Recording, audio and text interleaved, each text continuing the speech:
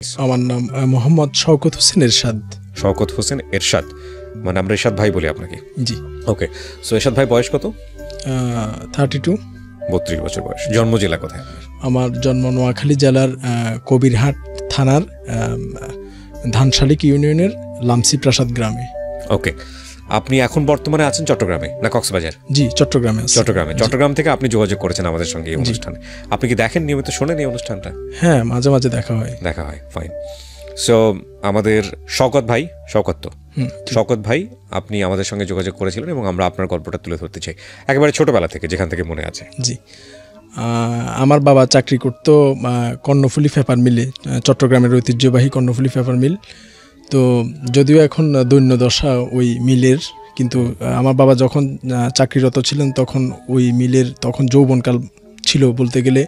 দেশের কাগজের চাহিদা বেশিরভাগ ক্ষেত্রে ওই মিলেই মিটাতো। তো মিলের অবস্থা তখন খুবই ভালো ছিল। তো আমার জন্ম ওই চন্দ্রকোনাতেই জন্ম এবং চন্দ্রকোনাতে বেড়ে ওঠা।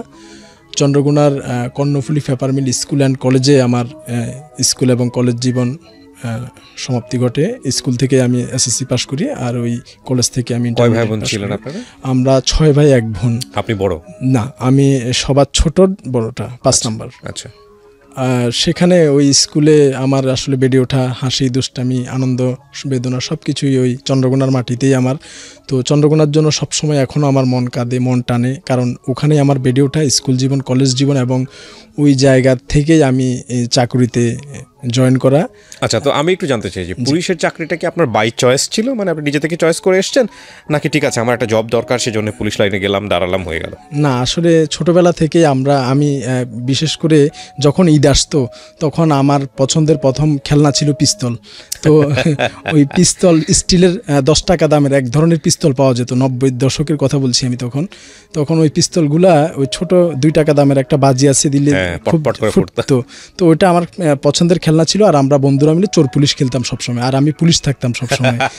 তো সে থেকে আসলে একটা চয়েস ছিল যে পুলিশে জব করার। তো ইনশাল্লাহ আল্লাহ সত্যি সত্যি সে আশাটাই পূরণ করছে। আচ্ছা, তো আপনি জয়েন করলেন কত সালে? আমি 2005 সালে পুলিশ বিভাগে জয়েন করি, এবং আমার ট্রেনিং সেন্টার ছিল নোয়াখালী ট্রেনিং সেন্টারের 24তম ব্যাচের অ্যাজ এ কনস্টেবল হিসেবে আপনি জয়েন করলেন।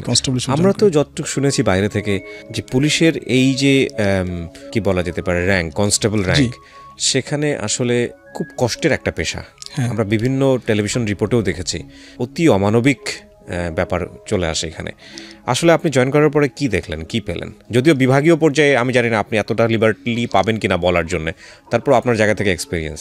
আসলে কষ্ট সব পেশাতেই আছে, তবে আমাদের কষ্টটা এটা আসলে আমরা যেভাবে সার্ভিসটা করি সেক্ষেত্রে বলতে গেলে কষ্ট তো হয়, কিন্তু সেটা আসলে বাইরে প্রকাশ করার মতো না। এটা যে আমাদের সাধ্য অল্প কিন্তু চাহিদা অনেক। তো আমাদের প্রতি 900 জনের জন্য একজন পুলিশ বাংলাদেশে।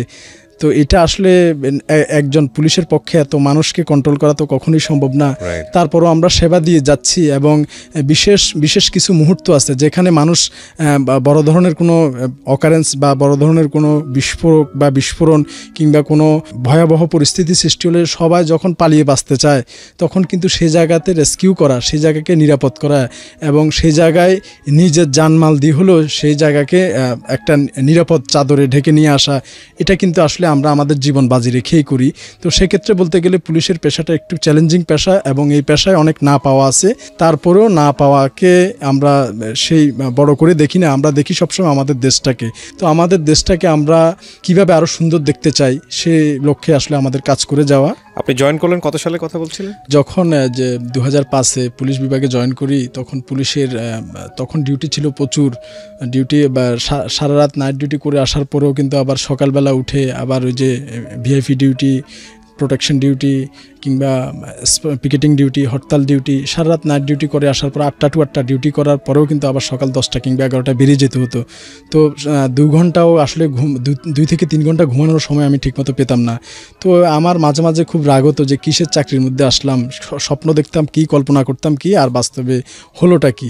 তো আমার রাগ চলে আসতো মনের মধ্যে। আমি এবং আমার বাবাকে কয়েকবার ফোনও করছি যে বাবা আমি আর পারবো না, আমার খুব অসুবিধা হচ্ছে, খুব কষ্টের চাকরি, আমার দ্বারা সম্ভব হবে না, আমি চলে আসতেছি, আমি পারবো না। তো আমার বাবা বুঝাতো, দেখ বাবা 6 মাস কষ্ট করে ট্রেনিং করলি, তারপর এত লম্বা সিকোয়েন্স যে চাকরি নেওয়ার অনেকগুলা ধাপ পেরোতে হয়, তো এত কিছুর পরে মাত্র 1-2 মাস চাকরি করে চলে আসাটা কি ঠিক হবে? আরেকটু ভেবে দেখ, আরেকটু চিন্তা করে দেখ। ওই সময় আপনার স্যালারি ছিল কত?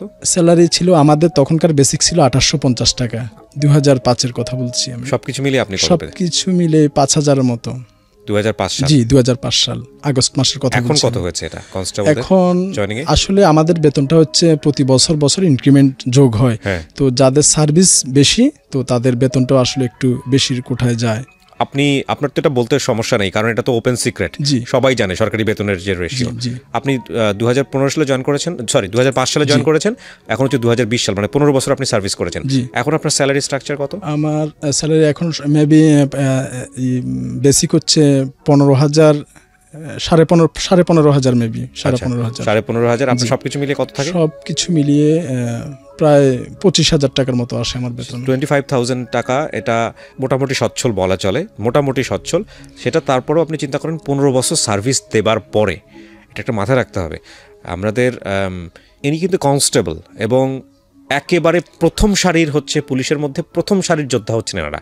আমরা যেরকম বলি আর্মির মধ্যে সোলজার, তো এনারা হচ্ছেন সেই পুলিশের মধ্যে সোলজার। আমি আমার জায়গা থেকে যেভাবে বুঝি সেভাবে ব্যাখ্যা করছি, যদিও এটা একটা ডিভিশনাল পর্যায় থেকে বিষয়গুলোকে ভাবে তুলে ধরা, মানে এটার হয়তো নিশ্চয়ই ব্যাখ্যা আছে, আমি হয়তো ওইভাবে ব্যাখ্যাতে যেতে পারবো না। আমি আমার ব্যক্তিগত ফিলিংস তুলে ধরছি, কিছু জায়গায় মিল অমিল বা কিছু জায়গায় ডিসিমিলারিটি হতে পারে।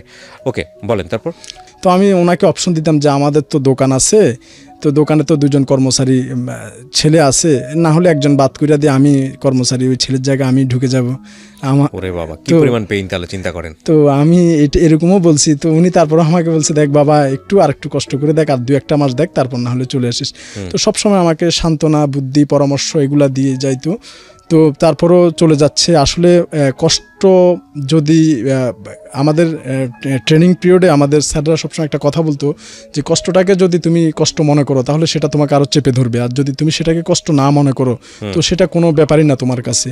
তো আমিও সেটাকে দেখলাম যে বাবাও না আসার পক্ষে কথা বলছে, পরে নিজের উপর চ্যালেঞ্জ নিলাম যে দেখি না কি হয়, কত খাটাইতে পারে আর আমিও কত খাটতে পারি দেখি।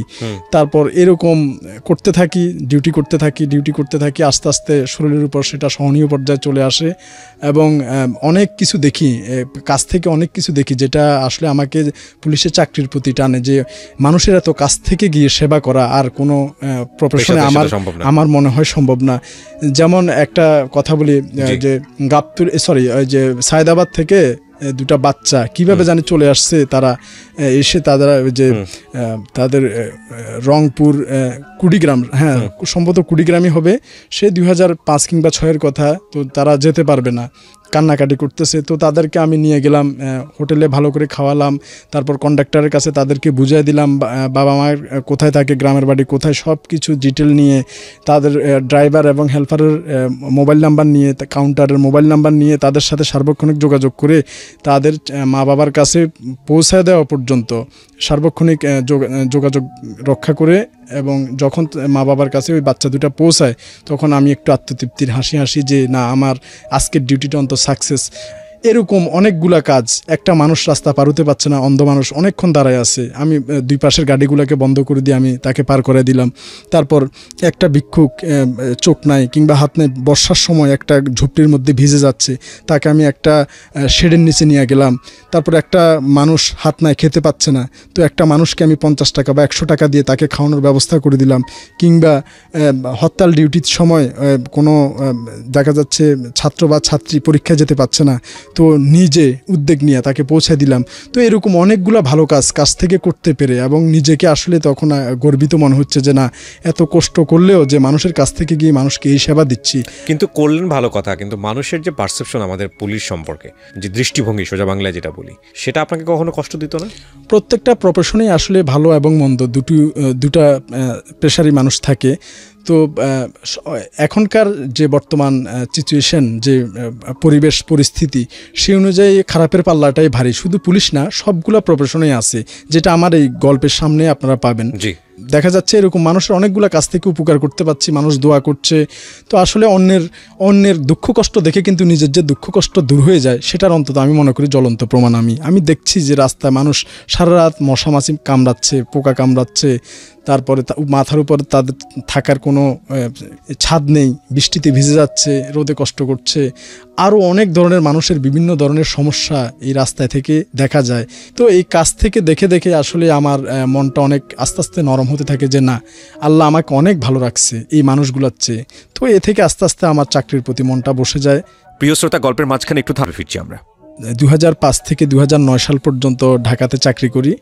তো ঢাকাতে চাকরি করার পর এরপর আমার পোস্টিং হয় সিএমপিতে, সিএমপিতে চট্টগ্রাম মেট্রোপলিটন প্রথম পোস্টিং হয় চট্টগ্রাম রেঞ্জ। তো রেঞ্জ রিপোর্ট করার পরে আমাকে পোস্টিং দেওয়া হয় রাঙ্গামাটিতে।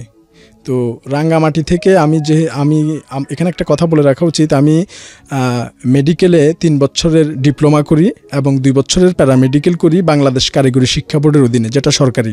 এটা পুলিশে থাকা অবস্থায়? জি, পুলিশে সুযোগ আছে। হ্যাঁ, আছে, সুযোগ আছে এবং আমাদের ডিপার্টমেন্ট থেকে পড়ালেখা করার যথেষ্ট সুযোগ আছে। এবং আমাদের বর্তমানে 95%, আমি 99ই বলবো, সব গ্র্যাজুয়েশন করা, যে কনস্টেবল লেভেলের, আমার মনে হয় না যে এখন গ্র্যাজুয়েশন করা ছাড়া যে হাতে গোনা যে একজন খুঁজে নিতেও আমার মনে হয় অনেক কষ্ট হয়ে যাবে। কনস্টেবল? হ্যাঁ, জি, কনস্টেবল পর্যায়ে এখন এই 2020-এর কথা বলতেছি, এই 2020-এ শুধু এখন না, আজ থেকে 5 বছর আগেও আমার মনে হয় এখন আতস কাজ দিয়ে খুঁজতে হবে যে এসএসসি পাস বা ইন্টার পাস প্রায় ছেলে গ্র্যাজুয়েশন করা। তো এটা আমাদের জন্য একটা প্লাস পয়েন্ট। হয়তো এটা অনেকে জানে না, কিন্তু এটাই, আমি তো জানতাম না, এটাই ট্রু।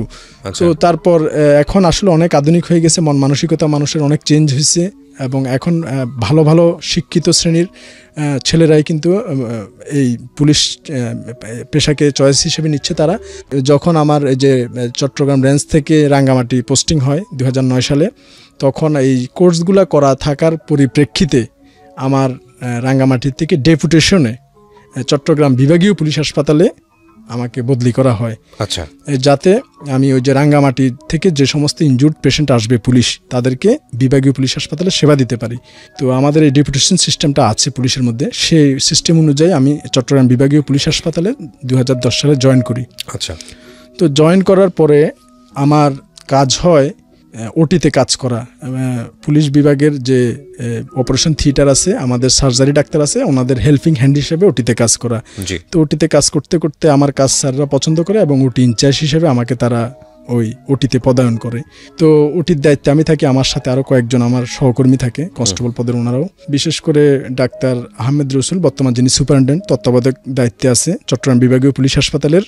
আমাকে খুব স্নেহ করে ডাক্তার নাজিমুদ্দিন আহমেদ, উনি আরামও রেসিডেন্সিয়াল মেডিকেল অফিসার। ডাক্তার শামীম, ডাক্তার তুষিত স্যার, উনি সার্জারি স্পেশালিস্ট, এবং ডাক্তার প্রিয়াঙ্কা এবং ডাক্তার সঞ্জিদা ম্যাডাম, এখন উনি নেই। তো এই ডাক্তার হাসান স্যার, ওনারা আমাকে খুব স্নেহ করে, যে আসলে মানুষ যদি তার কাজটা সেরাটা উপহার দিতে পারে, তাকে পছন্দ করতে বাধ্য, সেটা আমি মনে করি। তো ওনারা আমার কাজকে ভালোবাসছে এবং আমাকেও ভালোবাসছে। তো আমাকে এই ক্রিটিক্যাল কিছু রুগীর দায়িত্ব দেয়, সিভিয়ার রুগী, যেগুলো আমাদের পুলিশ হাসপাতালে বিয়ার করা সম্ভব না, খুব সিরিয়াস মারাত্মক পর্যায়ে চলে গেছে, যেগুলো গুলি খেয়ে আসছে, কিংবা সিভিয়ার ক্যান্সার, কার্সিনোমা, এই ধরনের কেস তো আর আমাদের বিভাগীয় পুলিশ হাসপাতালে সলভ করা সম্ভব না। সেটার ক্ষেত্রে আমরা মেডিকেল কলেজের শরণাপন্ন হই চট্টগ্রামের ক্ষেত্রে। তো চট্টগ্রাম মেডিকেল কলেজে এই সিভিয়ার রুগীগুলো আমার দায়িত্ব পড়ে, আমি নিজে নিয়ে যাব এবং ওইগুলার ব্যবস্থা নিশ্চিত করে মেডিকেল থেকে আমি আমার আবার কর্মস্থলে রিটার্ন করব। ওকে। তো আমি এরকম যখন রুগী নেওয়া শুরু করি, 2011-র একটা ঘটনা বলি, যখন আমি একটা এরকম সিভিয়ার পেশেন্ট আমাদের পুলিশের হ্যান্ড ওভার করে মেডিকেল কলেজে ব্যবস্থা গ্রহণ করে যখন ওনাদের দায়িত্বে বুঝিয়ে দিয়ে যখন চলে আসার পথে, তখন দেখতে পাই যে একটা মেডিকেলের ফরেন্সিক বিভাগের সামনে লাশ কাটা ঘর, আর কি, লাশ কাটা ঘরের পাশেই ডাস্টবিনে, যেদিকে খুব একটা কেউ যাতায়াত করে না, তো ডাস্টবিনে একটা মানুষ পচে যাচ্ছে, তার পায়ের হাঁটু থেকে শুরু করে একেবারে উরু পর্যন্ত, এবং এক হাতের এক পাশ পুরোটা, বাহু পুরোটা পোকে খেয়ে ফেলতেছে। পোকাগুলো হচ্ছে, আপনারা বোঝার জন্য বলছি, যে বাথরুমের মধ্যে যে অনেক দিনের পুরনো বাথরুমের মধ্যে যে অনেকগুলা বড় বড় সাদা পোকা থাকে, কিলবিল করে, সেই পোকাগুলা, এটাকে ডাক্তারি পরিভাষায় ম্যাগট বলা হয়। তো এই ম্যাগট, এই পোকাগুলা এই মানুষগুলাকে খেয়ে ফেলছে, মানে এই মানুষটাকে খেয়ে ফেলছে। তো আস্তে আস্তে তার অর্গানগুলাকে খেয়ে ফেলছে। প্রথমে এই পোকাগুলা আসলে এগুলো উৎপত্তি হয় কোথাও যদি আমাদের ইনজুর্ড হয়, যে কোনো কারণে ক্ষত হইতেই পারে, বাসের অ্যাক্সিডেন্টে, সিএনজির ধাক্কায়, কিংবা কোনো কিছু তুলতে গিয়ে, কাজ করতে গিয়ে হাত ছুলে যেতে পারে, পা ছুলে যেতে পারে, কাটা যেতে পারে, যে কোনো উপায়ে আমাদের এটা হতেই পারে। এটা একটা নিত্য নৈমিত্তিক ব্যাপার। তো এই কাটাটা যদি সঠিক চিকিৎসা না করা হয়, আপনার একটু ক্ষত যদি বেশি হয়, অবশ্যই সেখানে স্ট্রেস দিতে হবে। সেলাই যদি না করেন তো ওই জায়গাটা থেকে ইনফেকশন ছড়াতে ছড়াতে আস্তে আস্তে গ্যাংগ্রিন হয়ে যাবে। গ্যাংগ্রিন হয়ে যাওয়ার পর ওইখানে আস্তে আস্তে ম্যাগট সৃষ্টি হবে। এই পোকাগুলো আস্তে আস্তে বাড়তে বাড়তে আপনার এই প্রথমে টিস্যুগুলাকে খেয়ে ফেলবে। টিস্যুগুলা খেয়ে ফেলার পরে বোনকে ধরবে। ওই বোন থেকে তারপর আস্তে আস্তে এটা যখন রক্তনালীগুলো অ্যাটাক করে, হার্টের ভিতরে বোনের ভিতর দিয়ে আস্তে আস্তে ভিতরে প্রবেশ করে, তখন মানুষটা অল্টারনেটিভ হার্ট অ্যাটাক করে মৃত্যুবরণ করে। তো এই প্রক্রিয়া ঘটাতে আপনার সর্বোচ্চ 1 মাস সময় নেবে একটা মানুষের ক্ষেত্রে। তো রোগ প্রতিরোধ ক্ষমতা যদি তার ভালো থাকে তাহলে আরও কিছুদিন তাকে বাঁচতে পারে। আর যদি রোগ প্রতিরোধ ক্ষমতা ভালো থাকে তাহলে 1 মাসের আগে সে শেষ হয়ে যেতে পারে। তো তারপর দেখি যে এরকম একটা মানুষ ডাস্টবিনে পড়ে রয়েছে, পোকা খেয়ে ফেলতেছে। তখন আমি চিন্তা করলাম যে এইভাবে তো আমি ফেলে রেখে চলে যেতে পারি না। তো ওদিকে আসলে কেউ ভয়ও যায় না, লাশ কাটা ঘরের পাশে, তার উপরে পচা দুর্গন্ধ আসতেছে। তো অনেকে মনে করতেছে এটা কোনো পচনশীল লাশের গন্ধ, আসলে এটা জ্যান্ত মানুষ। আমি যেহেতু মেডিকেলে জব করি, পুলিশের মেডিকেল শাখায় আছি, তো আমার ওই যে ফরেন্সিকের উপর একটু বাড়তি কিউরিসিটি আছে যে মানুষের লিভার কীরকম, কতটুকু হয়, এই লিভার থেকে কি নেয়, কয়টা অংশ থাকে। আসলে আমি এগুলা তো বইতে পড়ছি, প্র্যাকটিক্যালি দেখা আর বইতে পড়া অনেক পার্থক্য আছে। তো আমার এই কিউরিসিটিটা অনেক আগে থেকে, এবং আমি যখনই মেডিকেল যাই, মেডিকেলের যে ডোম যে লাশ কাটে তার নাম হচ্ছে কদম আলী, চট্টগ্রাম মেডিকেল কলেজের।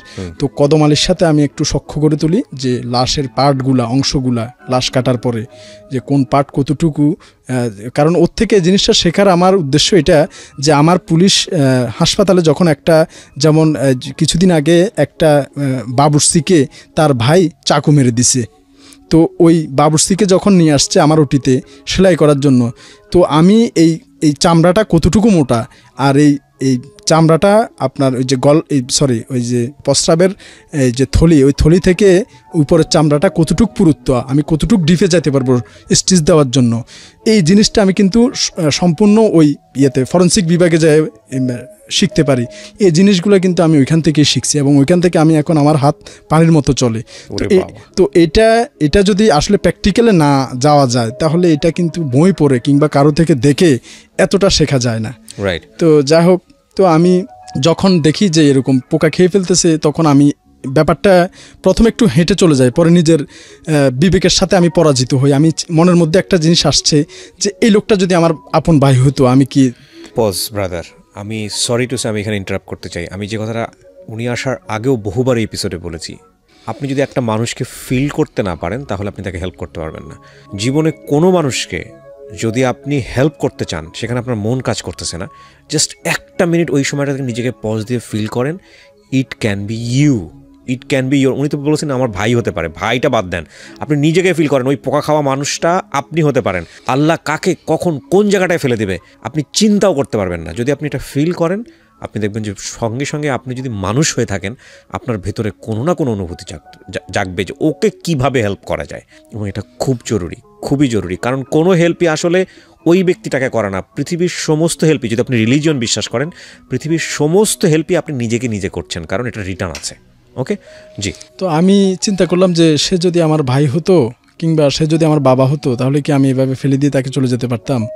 তো আমি কোনোভাবেই নিজের মনকে বোঝাতে পারি না। পরে অর্ধেক পর থেকে আবার রিটার্ন করি আমি সেই ফরেন্সিক বিভাগের সামনে। তারপর আমি 4 জোড়া গ্লাভস কিনি, কারণ ওইটা তো পচে গেছে, ধরা যাবে না। খুবই করুণ অবস্থা। কোথায় মেয়ে ছিলেন উনি? ছেলে। পড়ে আছে এখানে? হ্যাঁ, ওইখানেই পড়ে আছে। এই যে একটু মুখ নাড়াচ্ছে, হাত নাড়াচ্ছে, একটা হাত ভালো আছে সেটা নাড়াচ্ছে, আর একটা পা ভালো আছে সেটা নাড়াচ্ছে। তখন পর্যন্ত কথাবার্তা বলতে পারেনি। সে তার ক্ষুধা লাগছে, সে হাত দিয়ে বুঝাচ্ছে মুখের কাছে যে খাবে, কিন্তু ডাস্টবিনের মধ্যে পড়া। কিন্তু তো আপনি ওনার সঙ্গে তখন কথা বলতেছিলেন, মানে উনি কি করতেছিল আসলে? উনি আসলে, আমি যতটুকু বুঝতে পারছি, উনি মানসিক ভারসাম্যহীন। উনি শুধু হাত দিয়ে খাবে, এরকম খাবার দেখাচ্ছে যে তার ক্ষুধা লাগছে। তো ওখানের মধ্যে মানুষ ময়লা ফেলে। তো আমি চিন্তা করলাম যে ওনাকে কিভাবে রেস্কিউ করা যায়। যায়, তো ওনার আসলে ধরার মতো জায়গাও নাই, একটা হাত তো অলরেডি পোকা খেয়ে ফেলতেছে। তো আমি চিন্তা করছি যে গ্লাভস কিনবো, তো আমি 4 পেয়ার গ্লাভস কিনি। তো আমি বাকি 3 জন কাকে পাবো ধরার জন্য? আমি 1 ঘন্টা ওইখানে দাঁড়াইছি, অনেক লোককে রিকোয়েস্ট করছি, তো যে কোনো লোককে ডাকলেই আসে, কিন্তু রুগীর দিকে তাকানোর পরে থুতু ফেলে চলে যায়, ওইদিকে আর তাকায় না। আপনি পুলিশি ড্রেস পরা অবস্থায় রিকোয়েস্ট করতেছেন, বাট নোবডি ইজ লিসনিং। কোনো লোকই কেন ইভেন ইমাজিন, মানে একজন পুলিশ যদি কাউকে রিকোয়েস্ট করে, এটা সাধারণ মানুষ শুনবে না, এটা তো চিন্তাই করা যায় না। প্রথম কথা হচ্ছে এটা। তো তারপরেও পুলিশকে ডিনাই করতেছে, তার মানে রোগীর অবস্থা কতটা খারাপ ছিল। তো ওই এমন একটা বিশ্রী গন্ধ আসছে, আসলে ওইখানে দাঁড়ানোর মতো অবস্থাও নাই। আমি কোনো রকম নাকে রুমাল চাপা দিয়ে গ্লাভসগুলো নিয়ে দাঁড়ায় আছি, কিন্তু দেখতেছি যে কোনো মানুষ সাড়া দিচ্ছে না। 1 ঘন্টা অনেক রিকোয়েস্ট করছি, কিন্তু কোনো লোক পায় না। কারণ আসলে লোকদেরও দোষ দিই না, তারা যে ধরবে, কোথায় ধরবে? এই পচা জায়গায় তো আর ওরা হাত জীবনও দিবে না। তো এরকম আসলে 1 ঘন্টা আমি দাঁড়ায় আছি, দাঁড়ায় থেকে যে আসলে কাজ হচ্ছে না। পরে চিন্তা করলাম যে কি করা যায়। তারপর আমি আমার ওই যে পুলিশ লাইনে ফেরত আসলাম। তো আমি যাদের সাথে থাকি, তো সেখানে এখন পোস্টিং হয়ে গেছে, বর্তমানে কোর্টে আছে, সদর কোর্টে আছে চট্টগ্রামের কনস্টেবল আনোয়ার, এবং আরেকজন কনস্টেবল আছে, এখন পোস্টিং হয়ে গেছে কনস্টেবল মিরাজ এখন প্রমোশন হয়ে এএসআই সম্ভবত বরিশালে আছে। মিরাজ এবং আনোয়ার, আর একজন অনেক রিকোয়েস্ট করি এক ভ্যান গাড়িওয়ালাকে ধমক দিয়ে, আমরা 3 জন পোশাক পরা মানুষ, তাকে একরকম জোর করে ধমক দিয়ে তাকে ভ্যান গাড়ি সহ তাকে নিয়ে আসছি। বলছি তোকে 500 টাকা দেবো। সে বলে আমি 1 টাকাও নিব না, আমি আপনাদের এই রুগী উঠাতে পারবো না। সে না তো নাই। তারপরে তাকে অনেক একরকম জোর করে ধরে ধমক টমক দিয়ে, তো তার গাড়িতে আমরা ওই অজ্ঞাত বেওয়ারিশ মানসিক ভারসাম্যহীন পচে যাওয়া মানুষটাকে উঠাই এবং উঠিয়ে চট্টগ্রাম মেডিকেল কলেজ হাসপাতালে নিয়ে যাই। তো নিয়ে যাওয়ার পরে এটার এমন বিকট দুর্গন্ধ, আশপাশে কেউ দাঁড়াচ্ছেও না। ওনাকে যে এখানে একটা সিস্টেম কি, মেডিকেলে রুগী আসার পর মেডিকেলের নিজস্ব কিছু ট্রলি আছে, ওই ট্রলিতে করে যে ওয়ার্ডে রুগীকে রেফার করা হয়, ওই নির্দিষ্ট ওয়ার্ডে, ওই ডিজিজের ওয়ার্ডে রুগীকে ওই ট্রলিতে করে নিয়ে যাওয়া হয়। কিন্তু এই রুগীকে কেউ ওই ট্রলিতে উঠাবে না, সবাই সরে গেছে। তো একজন মানুষ কিন্তু সৃষ্টির সেরা জীব, তো সবাই সরে গেছে, তাকে ট্রলি থেকে উঠাবে না। আর ডিউটি ডক্টর যে ছিল, উনি আমাকে বলছে যে ভাই এই রুগী তো বেওয়ারিশ রুগী, আপনি আয়না ভর্তি করে দিয়ে চলে যাবেন, তারপরে এটা পায়খানা করবে, প্রস্রাব করবে, পচা দুর্গন্ধ চড়াবে, এটাকে বিয়ার করবে, আপনি আমাকে বলেন। তো আমি ওনাকে কি উত্তর দেবে আমিও নিজেও বুঝতেছি না। তো এটা একটা মানে কোনো সমাধানে থাকলো না এটার। তারপরও আমি যে গায়ে পুলিশের পোশাক একটু জোর খাটালাম, বললাম যে এর গার্জিয়ান আমি, হ্যাঁ ভর্তি করেন আপনি। তারপরে উনি দেখতেছে যে আমরা 3 জনই পুলিশের 3 জন পোশাক পরা পুলিশ, প্রায় উত্তেজিতের মতোই। তখন উনি বাধ্য হয়ে ভর্তি করলেন, যে যখন আপনারা গার্জিয়ান আছেন ঠিক আছে ভর্তি নিলাম। উনি ভর্তি করলো, আমরা এই ট্রলিতে করে ওই 27 নম্বর ওয়ার্ড, সার্জারি ওয়ার্ডের 27 নম্বর ওয়ার্ডের একেবারে কর্নারে নিয়ে রাখছি ওনাকে। তো আমরা কোনো রকম গ্লাভস পরে ওর পায়খানা টায়খানা ওগুলো পরিষ্কার করে, পোকা টোকা যে কিভাবে ম্যাগট দূর করতে হয় পোকাগুলা, এটা কিন্তু সাধারণ চিকিৎসা না। যে কোনো সাধারণ মেডিকেল কর্মী কিন্তু এই পোকাগুলো বের করতে পারবে না। এটার আলাদা একটা নিয়ম আছে। এখানে কিছু বিশেষ মেডিসিন ইউজ করা হয়, তারপিনের তেল, ইউজল, তারপর আপনার হাইড্রোজেন পারঅক্সাইড, বিভিন্ন সমন্বয় আছে এই পোকা বের করার জন্য। এটা বাবা হাইড্রোজেন পারঅক্সাইড কাটা জায়গায় দিলে তো জান বেড়ে যাওয়ার মতো অবস্থা। এরকম এটা আসলে বিভিন্ন ধরনের সমন্বয় আছে, তারপরে এই পোকা মুক্ত করা যায়। তারপরে সেখানে অনেকদিন ড্রেসিং করতে হয়। তো এই ম্যাগট হাইড্রোজেন পারঅক্সাইড যদি কোনো ক্ষত জায়গায় লাগে, ওইখানে মনে হয় যে অ্যাসিড বার্ন করতেছে, এরকম জলে আর কি। হ্যাঁ, তো এরকম আমরা এটা নিজেরাই এটা করি। তো ওইখানে ইন্টার্ন ডক্টর যারা ছিল ওনারা বলছে ঠিক আছে ভাই, আমরা দেখবো, ওষুধ টষুধ যা কিছু করা লাগে করবে, আপনারা কাজ সারায় ফেলেন, মানে আপনারা ড্রেসিং করে সব কিছু ফ্রেশ করে দেন, আমরা ফাইলে ওষুধ টষুধ যা লেখা লিখবো। তো আমরা সব কিছু করে দিয়ে আসছি। তো পরদিন আমি আর যেতে পারি নাই, আমার ডিউটি মেডিকেল ছিল না। 3য় দিন যখন মেডিকেল ডিউটি ছিল, তখন আমি আবার ওই মেডিকেল যাই, আমার পুলিশ রুগীর কাজটা শেষ করে আমি আবার ওই 27-এ চলে যাই রুগীটার খোঁজ নেওয়ার জন্য, যে একদিন আগে তো ভর্তি করা কি অবস্থা দেখি। তো তখন যাই দেখি যে ওইখানে আর নাই, ওই রুগীকে কোথাও ওই ওয়ার্ডে কোথাও খুঁজে পেলাম না। পুরো হাসপাতাল তন্ন তন্ন করে খুঁজলাম, কোথাও সেই রুগী নেই। তারপরে দেখছি যে যেখান থেকে আনছি, মন খারাপ করে যখন চলে আসতেছি, ওই জায়গায় দেখি আবার পড়ে আছে। তো আমি অবাক হয়ে গেলাম, রুগীটা ভর্তি করে দিয়ে আসলাম, আবার এখানে কিভাবে আসলো, আর কেই বা আনলো এই রুগী, এটা তো ধরেও না কেউ। তো পরে আমি রাগ হলো, এখানে কেন আসলো, আর এর তো আত্মীয় স্বজনও কেউ নেই, মানসিক ভারসাম্যহীন রুগী। তো আমি আবার সেই 27 নম্বর ওয়ার্ডে চলে যাই। ওইখানের ইন্টার্ন ডক্টর যারা ছিল ওনাদেরকে আমি জিজ্ঞাসা করলাম যে ভাইয়া, আমি তো এই রোগী ভর্তি করে দিয়ে গেলাম, এখন দেখি যেখান থেকে আনছি ওইখানে, এটা কীভাবে সেখানে গেল। তখন উনি যেভাবে আমাকে বলছে, তার অর্থ এটা দাঁড়ায় যে দেখেন ভাই, আপনি পুলিশ মানুষ, আপনি ভর্তি করে দিয়েছেন, আপনি তো গায়ের জোরে ভর্তি করে আনে চলে গেছেন, এই রোগী পায়খানা করতেছে, প্রস্রাব করতেছে, তারপর তার এই যে ম্যাগটের পচা দুর্গন্ধ ছড়াচ্ছে, একটা ওয়ার্ডে 150 থেকে 200 রোগী থাকে। তো এই একজন রোগীর জন্য কি আমি 150-200 রোগী কি কষ্ট দেব, বা তারা কি এই সমস্যায় পড়বে? আপনি বলেন, আপনার বিবেকে কি বলে? একজনের জন্য কি 200 রোগী কষ্ট করবে? তো আমি ওনার যুক্তির কাছে আমি আর পারলাম না, তো বললাম তাহলে তো কে নিল? বলে আমাদের এমএলএসএসরাই ওইখানে নামায় নিয়ে চলে গেছে আমরা।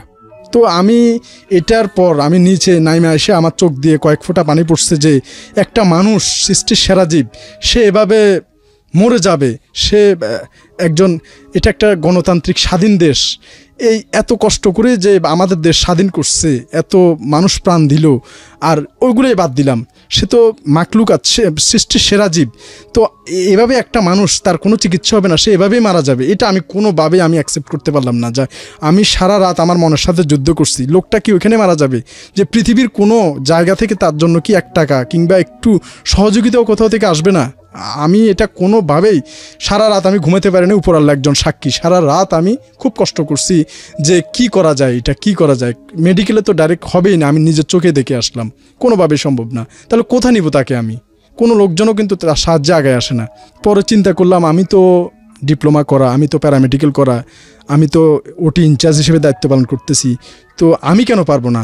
আমিও তো আমাদের এখানে সিভিয়ার ড্রেসিংগুলো আমিই করতেছি, অপারেশনের পরপরই ড্রেসিংগুলো আমি হাত দিচ্ছি, অর্গান কেটে বাদ দিছে, গুলি লেগে পা উড়ে গেছে, সেই ড্রেসিং তো আমিই করছি, তাহলে এটা কেন আমি ধরবো না? কেউ যখন নাই তখন আমি সিদ্ধান্ত নিচ্ছি যে না, আমি একাই ধরবো, এটা শেষ, আমি দেখেই ছাড়বো।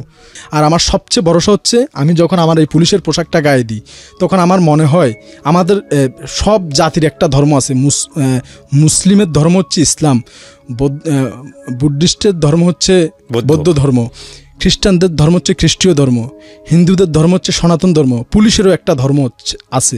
আর আমাদের ধর্মটা হচ্ছে সেবা, সেবাই পুলিশের ধর্ম। আমাদের মূল মোটো স্লোগান একটাই, সেবাই পুলিশের ধর্ম। তো যখন আমি আমার এই পোশাকটা গায়ে দিই, তখন আর আমার যে মনের মধ্যে যে সংকোচটা ছিল সেটাও সম্পূর্ণ কেটে যায়, যে আমিই করবো, এটা আমাকে করতে হবে, আমিই করব। এবং আমি দৃঢ় সংকল্প করি যে আমি নামছি তো নামছি, এটা শেষ, আমি দেখে ছাড়বো। এবং আমি আগাই যাই। পরদিন সকালে আমি আমার যে ডিউটির স্পটে আমি আমার সহকর্মীকে বসাই দিয়ে আমি ওই যে ফরেন্সিকের পাশে, ডাস্টবিনের পাশে আমি চলে যাই।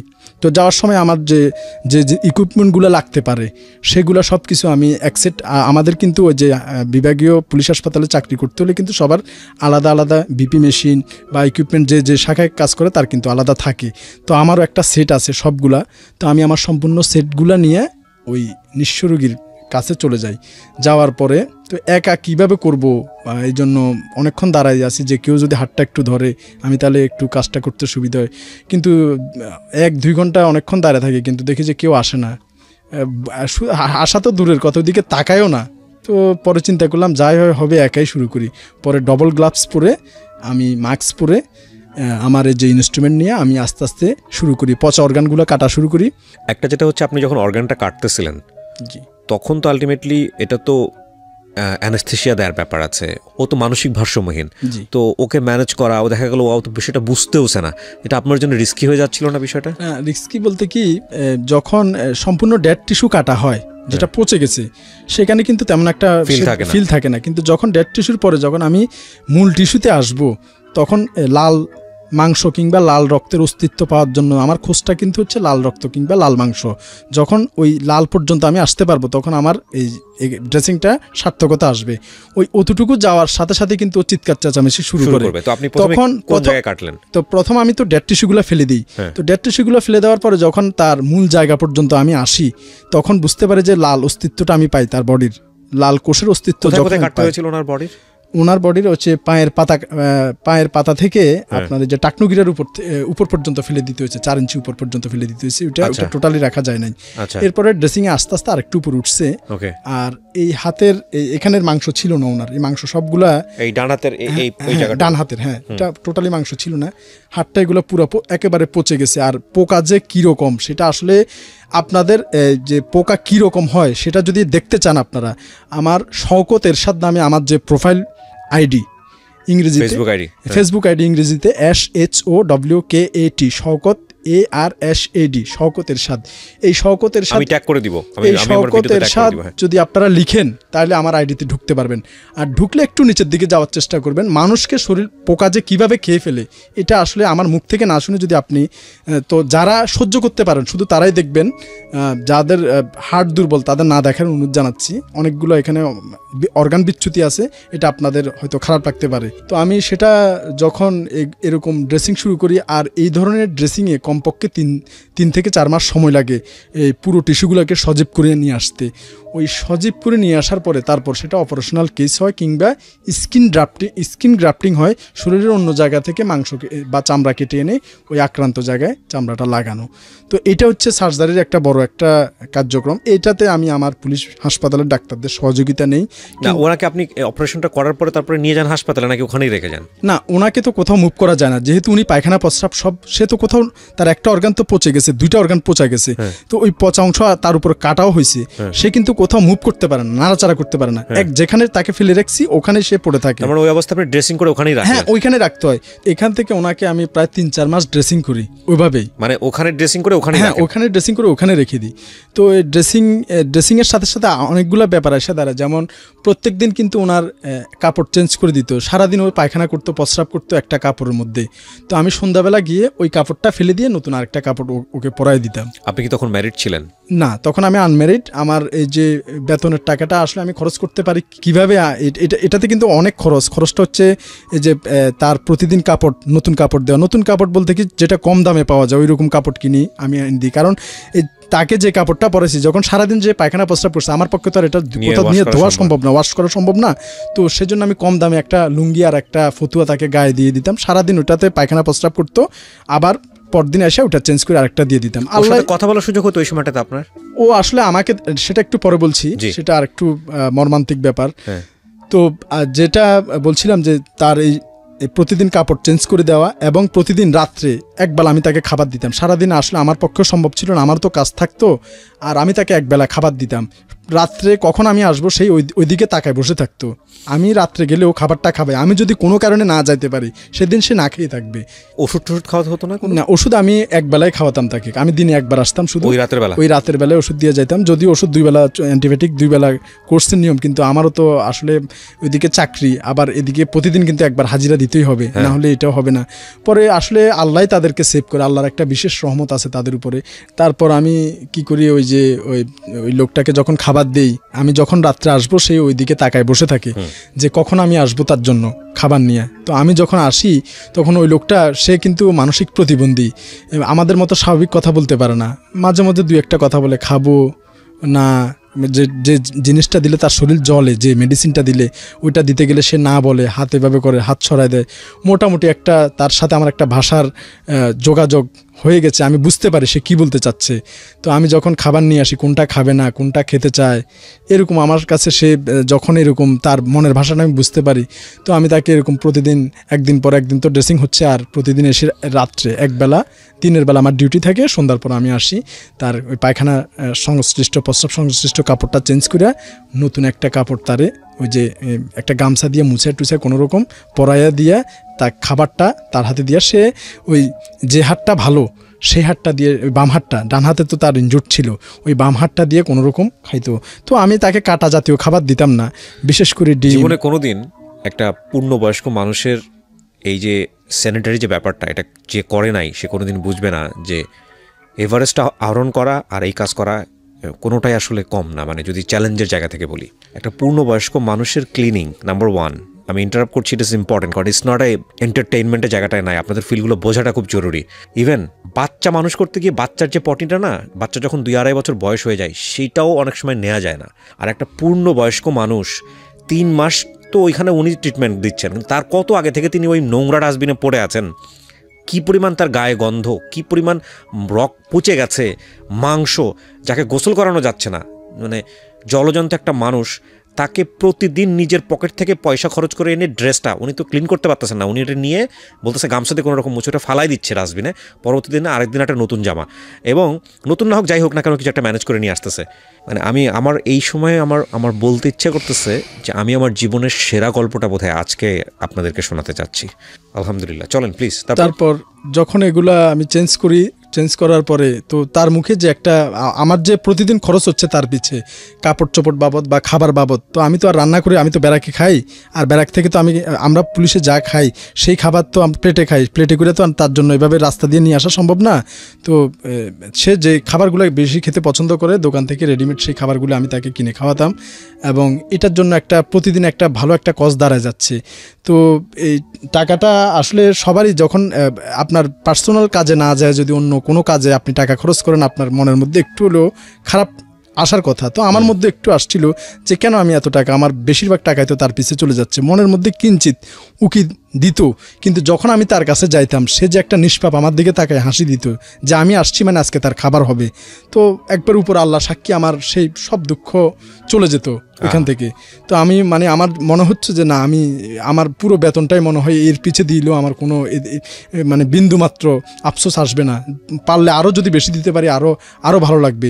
তার যে আমি আসার সাথে সাথে যে হাসিটা দেয় যে তার তো খাবার এসে গেছে, তো এটা আসলে কতটুকু আমি বুঝাতে পারবো না।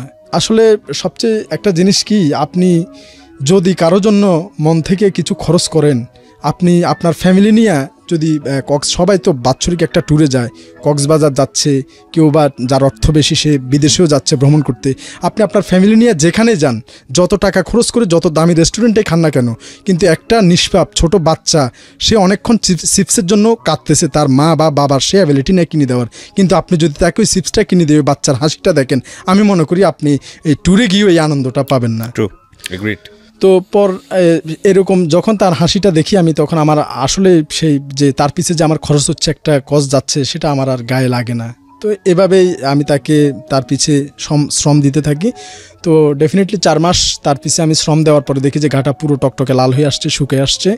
এরপরে সেখানে আমাদের যে সার্জারি ডাক্তার আহমেদ রসুল স্যার, ওনাকে আমি নিয়ে যাই। স্যার অত্যন্ত ভালো মানুষ, বলার সাথে স্যার রাজি হয়।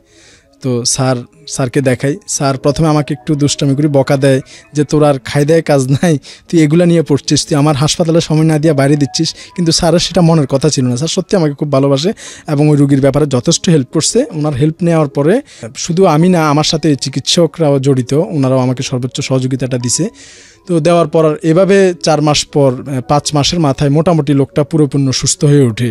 তো এবং তাকে আমি ওই যে আমাদের ওইখানে একটা বদনাশা মাজার আছে, ওই মাজারের সামনে নিয়ে বসাই দিই। তো ওখানে আলটিমেটলি প্রতিদিন সন্ধ্যায় কেউ না কেউ খাবার দিয়ে যায়। তো এভাবেই আমি কয়েক মাস অবজার্ভ করে দেখি যে না, সে ওইখানে আছে, মানুষ খাবার দাবার দিয়ে যাচ্ছে, একরকম ভিক্ষুকের মতো হলেও সে বেঁচে আছে, এবং এখনও তাকে আমি দেখি, এখনও সে আছে। মানে পরবর্তীতে কি কেসটা রিভিল করা সম্ভব হয়নি যে আসলে কোথা থেকে এসছে, কি অবস্থা? স্বজন তেমন কেউ পায় নাই বলতে কি, আসলে আমি তো একা এগুলা করে গেছি, কার কাছে যাব, আর সে ঠিক মতো কথা বলতে পারে না, এলোমেলো কথাবার্তা বলে, এক ধরনের মুখে তার কথাটা বাজে। ভালো মতো দেখলে তো চিনতে পারে। হ্যাঁ, আমাকে দেখলে সে দৌড়ায় আসে, মানে হাত ধরে এই ধরে, তার নোংরা শরীর, কিন্তু সে আমাকে এইভাবে জড়ায় ধরে। কিন্তু আসলে আমি অনেক সময় পোশাকে থাকলে তার ময়লাগুলো যে আমার গায়ে লেগে যাচ্ছে, আমি বলি না, আমার থেকে ভালোই লাগে যে আমি তার এই যে জীবনটা ফেরত পাইছি, এর পিছনে যে আমি অনেক শ্রম দিছি এবং সার্থকতা পাইছি, এটাই আমার সবচেয়ে বড় আনন্দ। তো সে যখন জড়ায় ধরে তখন আসলে আমার তেমন কোনো ফিল থাকে না যে তো ময়লাগুলো আমার গায়ে লেগে যাচ্ছে, কিন্তু সে ভালো আছে আলহামদুলিল্লাহ। তবে একটা পা এই যে তার হাঁটুর একটু নিচ থেকে নেই, ওই যেটা কেটে বাদ দিয়েছি, আর এই ডান হাতটা অচল, সেটা একেবারে স্ট্রেট হয়ে গেছে, বাম হাত দিয়ে সে সব কিছু করে। তারপরেও আমার আলহামদুলিল্লাহ আল্লাহর কাছে শুকরিয়া যে সে যে বেঁচে আছে, এখন ভালোভাবে আছে, এটাই অনেক। তারপরে কি হলো আপনার? তো এরপর কিছুদিন পর আমার ছোট বোন, বর্তমানে সে হেলথে চাকরি করে, কবিরহাট ইয়েতে হেলথে। এরপর ওর হাজব্যান্ড হচ্ছে সহকারী প্রধান শিক্ষক ওই নোয়াখালীর যে ভুইয়ারহাট উচ্চ বিদ্যালয়ের। তো আমার বোনটা যখন বিয়ে হয় নাই, সম্ভবত ইন্টারে পড়তেছে, তো তার হাতে ডান হাতে একটা সিস্ট হয়।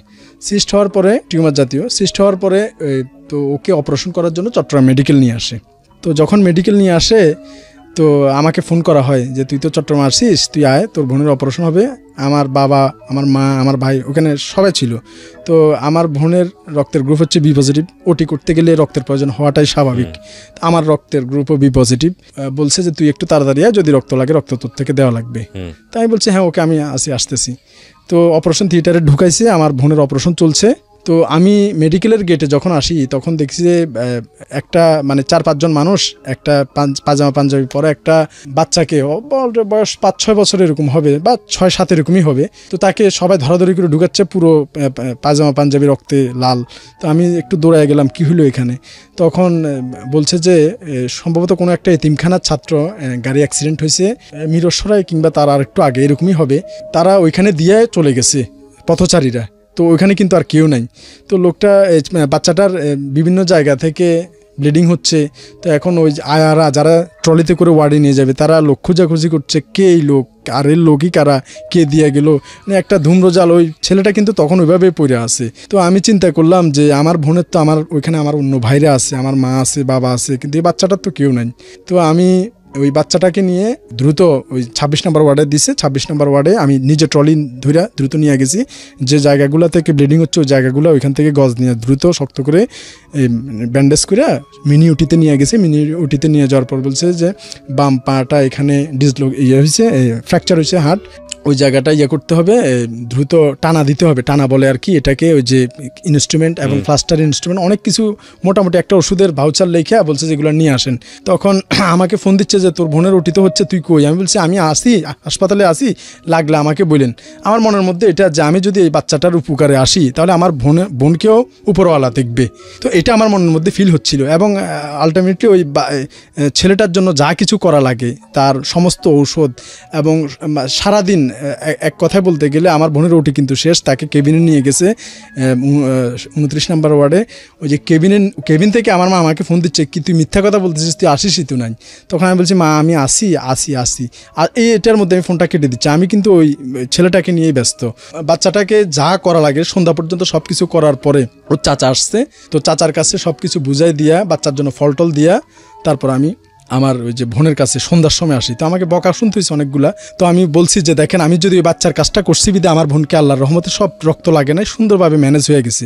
তো আমি এটাই বলতে চাচ্ছি যে কেউ যদি মন থেকে কিছু করে কোনো অসহায় মানুষের জন্য, তো তার ফ্যামিলিকেও অল্টারনেটিভ উপরওয়ালা দেখবে, এটাতে কোনো ভুল নেই। তো যাই হোক, এটা হচ্ছে আমার কিছুদিন পরের ঘটনা।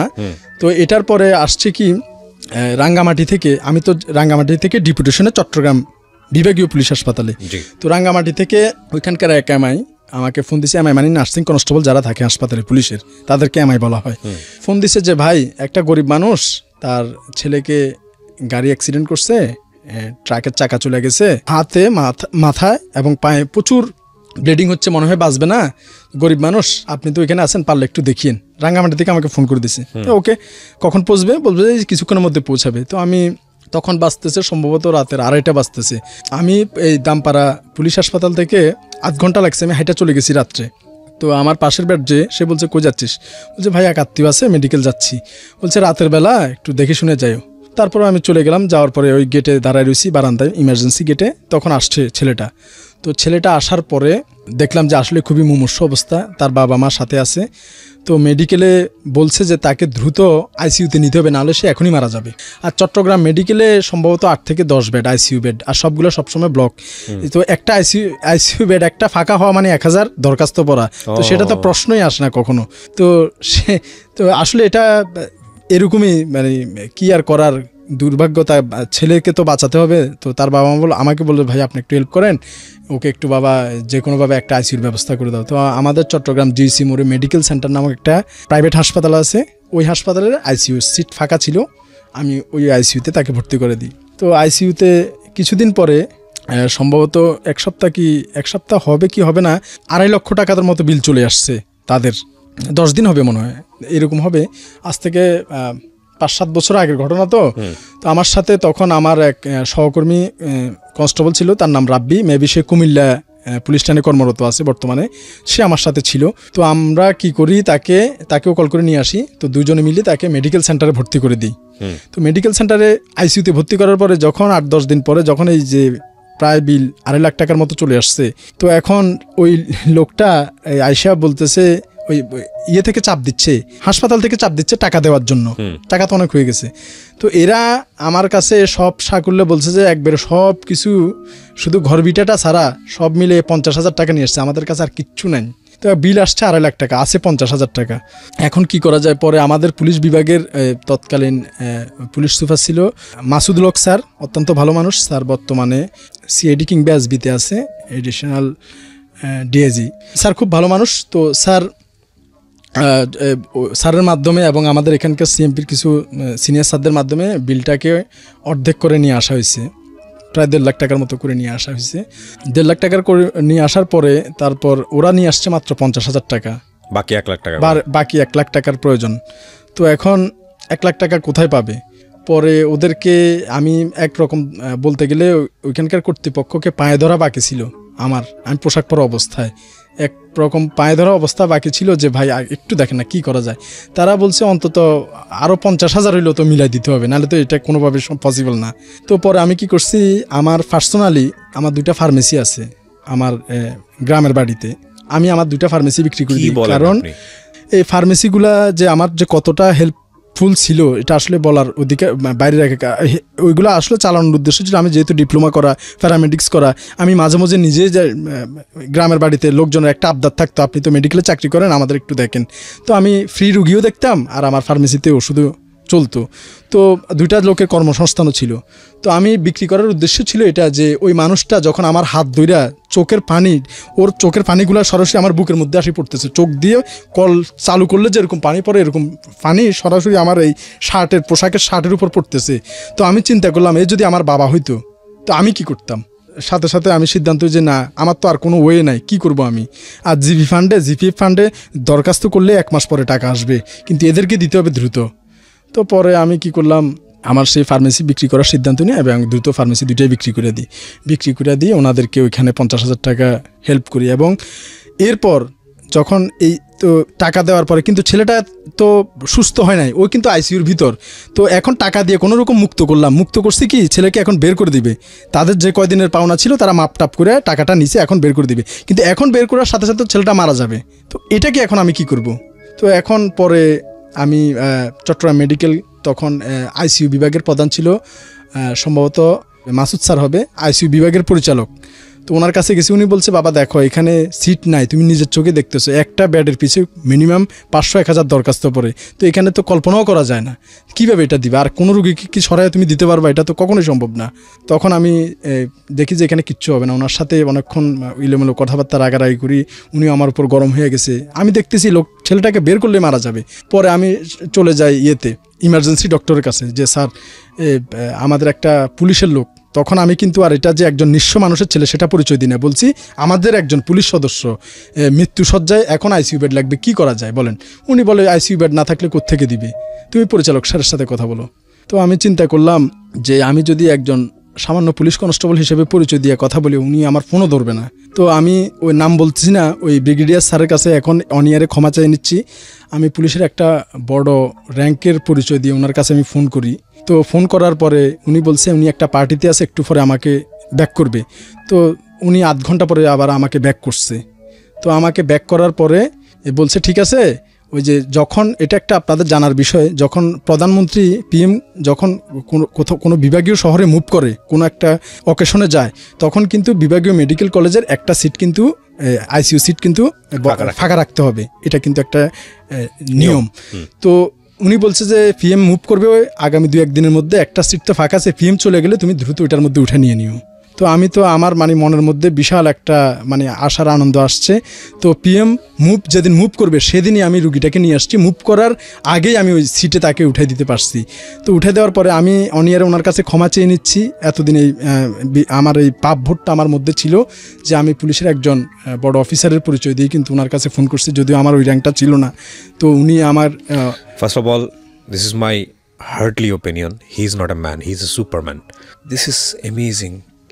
আমার গা যে কতবার শিউরে উঠতেছে, আমি টোটালি স্পিচলেস। প্লিজ বলেন আপনি। হ্যাঁ, তো এখন তো যখন আসলে আমি আজকে এই অনিয়ারে না আসলে উনি এখন নেই, ওনার কাছে আসলে আমার ক্ষমা চাওয়া হইতো না। অনিয়ারের যদি উনি ওনার কান পর্যন্ত এই শব্দটুকু যায়, তরঙ্গটুকু যায়, আমি ওনার কাছে সরি জানাচ্ছি। উনি নিজেও জানতেন না, শুধু আমি জানতাম যে আমি এই অন্যায়টা করছি। তবে এই অন্যায়টা যে করছি তাতে অন্তত একজন নিঃস্ব মানুষ, পুলিশের পরিচয়ে একজন নিঃস্ব মানুষ এই মৃত্যুর হাত থেকে বেঁচে আসতে পারছে, এটাই সার্থকতা। আর সবচেয়ে বড় কথা হচ্ছে একজন মানুষের জীবন বাঁচানোর ক্ষেত্রে যদি একটু মিথ্যাও বলা লাগে, আমি মনে করি সেটা উপরওয়ালা বিবেচনা করবে। তো যাই হোক, তাকে যখন এই অ্যাডমিট করা হলো এই আইসিইউতে টানা 3 মাস সে ছিল এবং তার বাবার এই যে একটা বিশাল কষ্ট থেকে তার বাবা বেঁচে গেছে, এটা আসলে ভাষায় প্রকাশ করা যায় না। ছেলেটা ওখান থেকে সুস্থ হওয়ার 2 বছর পরে মারা যায়, বাড়িতেই মারা যায়। ব্রেনে যে মারাত্মক আঘাত পাইছে, কিন্তু ওখান থেকে সুস্থ হয়ে ফিরছে সে। আইসিইউ থেকে 3 মাস থাকার পরে সুস্থ হয়ে সে বাড়িতে ফেরে, তো 2 বছর পরে সে মারা যায়। তো লোকটার এই কাজগুলা তো আমার মনের মধ্যে একটু নাড়া দেয় যে না, এই অসহায় মানুষগুলোর জন্য খরচ করার যে একটা নেশা আমাকে চেপে বসে, সেই নেশাটা এমন অবস্থায় এর মধ্যে 2 বছর অতিবাহিত হয়ে যায়। বিভিন্ন এই ধরনের সেবাধর্মী কাজে নিজেকে কন্টিনিউ রাখার পর 2014 দিকে আমি চট্টগ্রাম RRF পুলিশ লাইনে পোস্টিং হই। তো সেখান থেকেও আবার আমাকে আমার কাজের যোগ্যতার বলে আমাকে বিভাগীয় পুলিশ হাসপাতালেই পদায়ন করা হয়।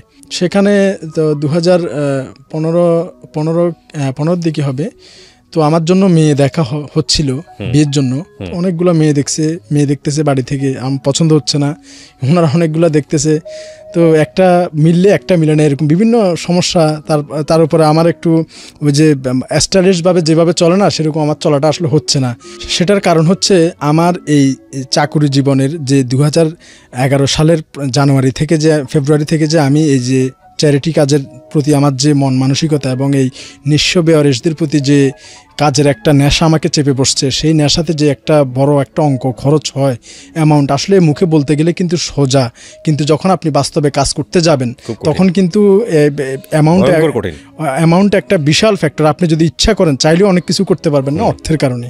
তো সে অর্থটা যোগান দেওয়া কিন্তু আমার জন্য একটা চ্যালেঞ্জিং ছিল, কারণ আপনার এই ড্রেসিংগুলোতে অনেক খরচ হয়। প্রিয় শ্রোতা, গল্পের মাঝখানে একটু থামাচ্ছি। আপনারা নিশ্চয়ই জানেন প্রাণের বড় গল্পে ফিরছি আমরা। প্রতিদিনই এমন অবস্থা তৈরি হচ্ছে।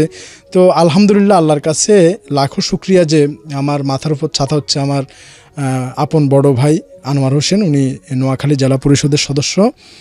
তো উনি আমাকে ছোট ভাই হিসেবে, যে উনি আলহামদুলিল্লাহ ভালোই এস্টাবলিশড ব্যবসায়ী মানুষ, ঢাকাতেই উনি সেটেল। তো উনি আমাকে মান্থলি কিছু টাকা দেয়, সে টাকায় আমার আসলে ফ্যামিলি খরচটা একরকম বলতে গেলে হয়ে যায়। তো আমার যে বেতনের অংশটা, তো সেখান থেকে আমি স্বাচ্ছন্দ্যে এই কাজগুলোতে বিয়ার করতে পারি। তো ওইদিকে যাই।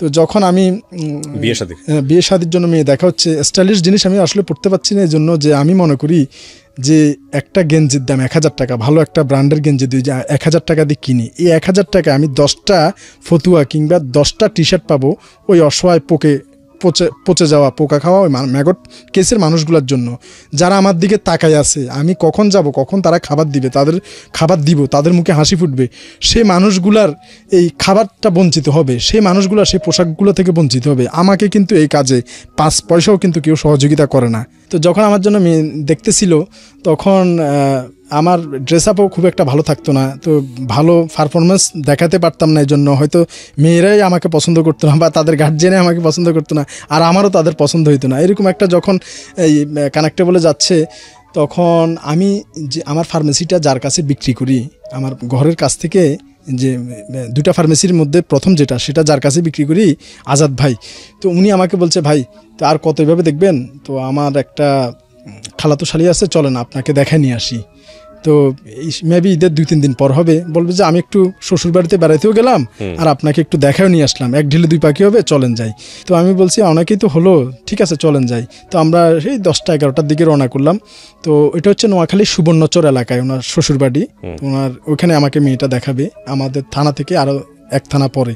পথে যাওয়ার সময় নোয়াখালী প্রযুক্তি বিশ্ববিদ্যালয়ে আমাকে একটা জায়গা আছে ওই সুবর্ণচর যাওয়ার সময়। তো ওই জায়গা দিয়ে আমার মোটরসাইকেল আছে, তো আমি মোটরসাইকেলে বসছি, উনি ফল টল নিয়ে ওনার শ্বশুরবাড়ির উদ্দেশ্য আমাকে মেয়ে দেখাবে। তো যখন আমি ড্রাইভ করছিলাম মোটরসাইকেলটা, যখন মোটরসাইকেল নোয়াখালী প্রযুক্তি বিশ্ববিদ্যালয়ের কাছে পৌঁছে, তখন দেখি যে কি রাস্তার পাশে একটা সিএনজি উল্টাইয়া একটা ইয়েকে মারা দিছে, মোটরসাইকেলকে মেরে দিছে সিএনজি। তো দুর্ঘটনায় মোটরসাইকেল আরোহী একটা বাচ্চা, একটা মহিলা আর একজন মাঝারি বয়সের মানুষ। তো মাঝারি বয়সের মানুষটার আঙ্গুলটা থেতলে গেছে, আর বাচ্চাটার কপাল ফেটে রক্ত বেরোচ্ছে, আর মহিলাটার ওই বৃদ্ধ আঙ্গুলটা একেবারে একটু লাগানো আছে, এরকম ঝুলতেছে। তো ওই জায়গাটা কিন্তু একটা শুনশান জায়গা, ওই জায়গায় খুব একটা মানুষজন তেমন একটা নাই প্রযুক্তির পরপরই।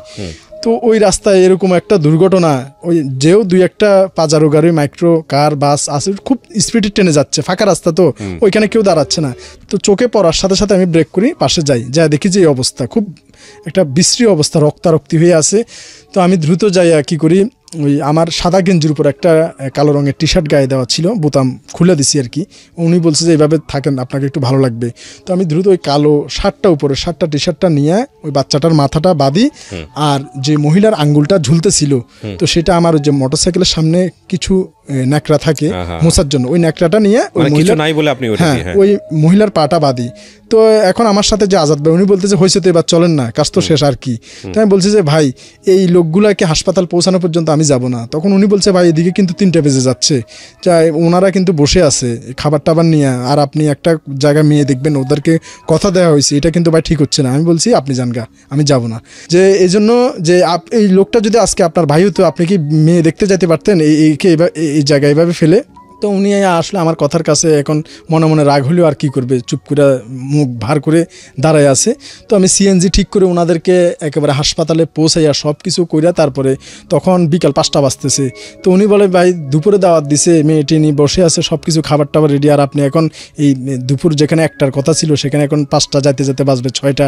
দূর ভাই, আপনার সাথে আসাটাই আমার ভুল হয়েছে। সে আমাকে বর্চনা দিচ্ছে উল্টা। তো আমি বলছি না গেলে চলেন, ফেরত যাই। সে কয় না, ওদেরকে তো বলে ফেলছি যাবো, চলেন। এদিকে আবার এদেরকে যে এই আমার সাদা গেঞ্জিটাও কিন্তু রক্ত লাগিয়ে গেছে অনেকগুলা, মেয়ে দেখতে যাচ্ছি এই সাদা গেঞ্জির মধ্যে রক্ত টক্ত মাখাইয়া একটা বিশ্রী অবস্থা।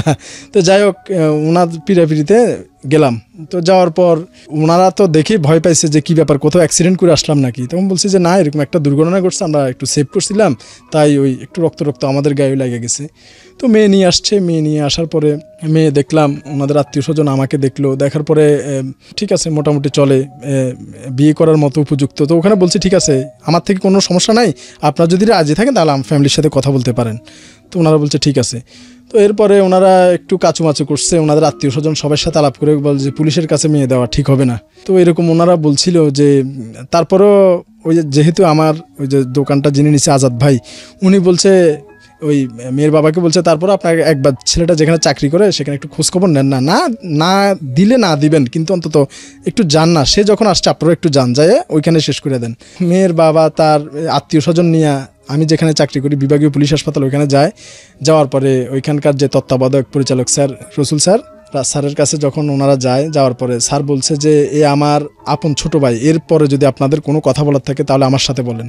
যে একজন পরিচালক, একজন তত্ত্বাবধায়ক, একজন সুপারিনটেন্ডেন্ট কখন তার একজন স্টাফকে তার ছেলে বলে পরিচয় দেয়, সেটা আসলে আপনারাও বুঝতে পারছেন যে কতটুকু আপন হতে পারলে, কতটুকু ভালোবাসা এবং কাজ দিয়ে মুগ্ধ করতে পারলে একজন অফিসের প্রধান তার কলিগকে বা তার জুনিয়রকে বা তার স্টাফকে এতটুকু সম্মান বা এতটুকু মায়ের স্থানে রাখতে পারে।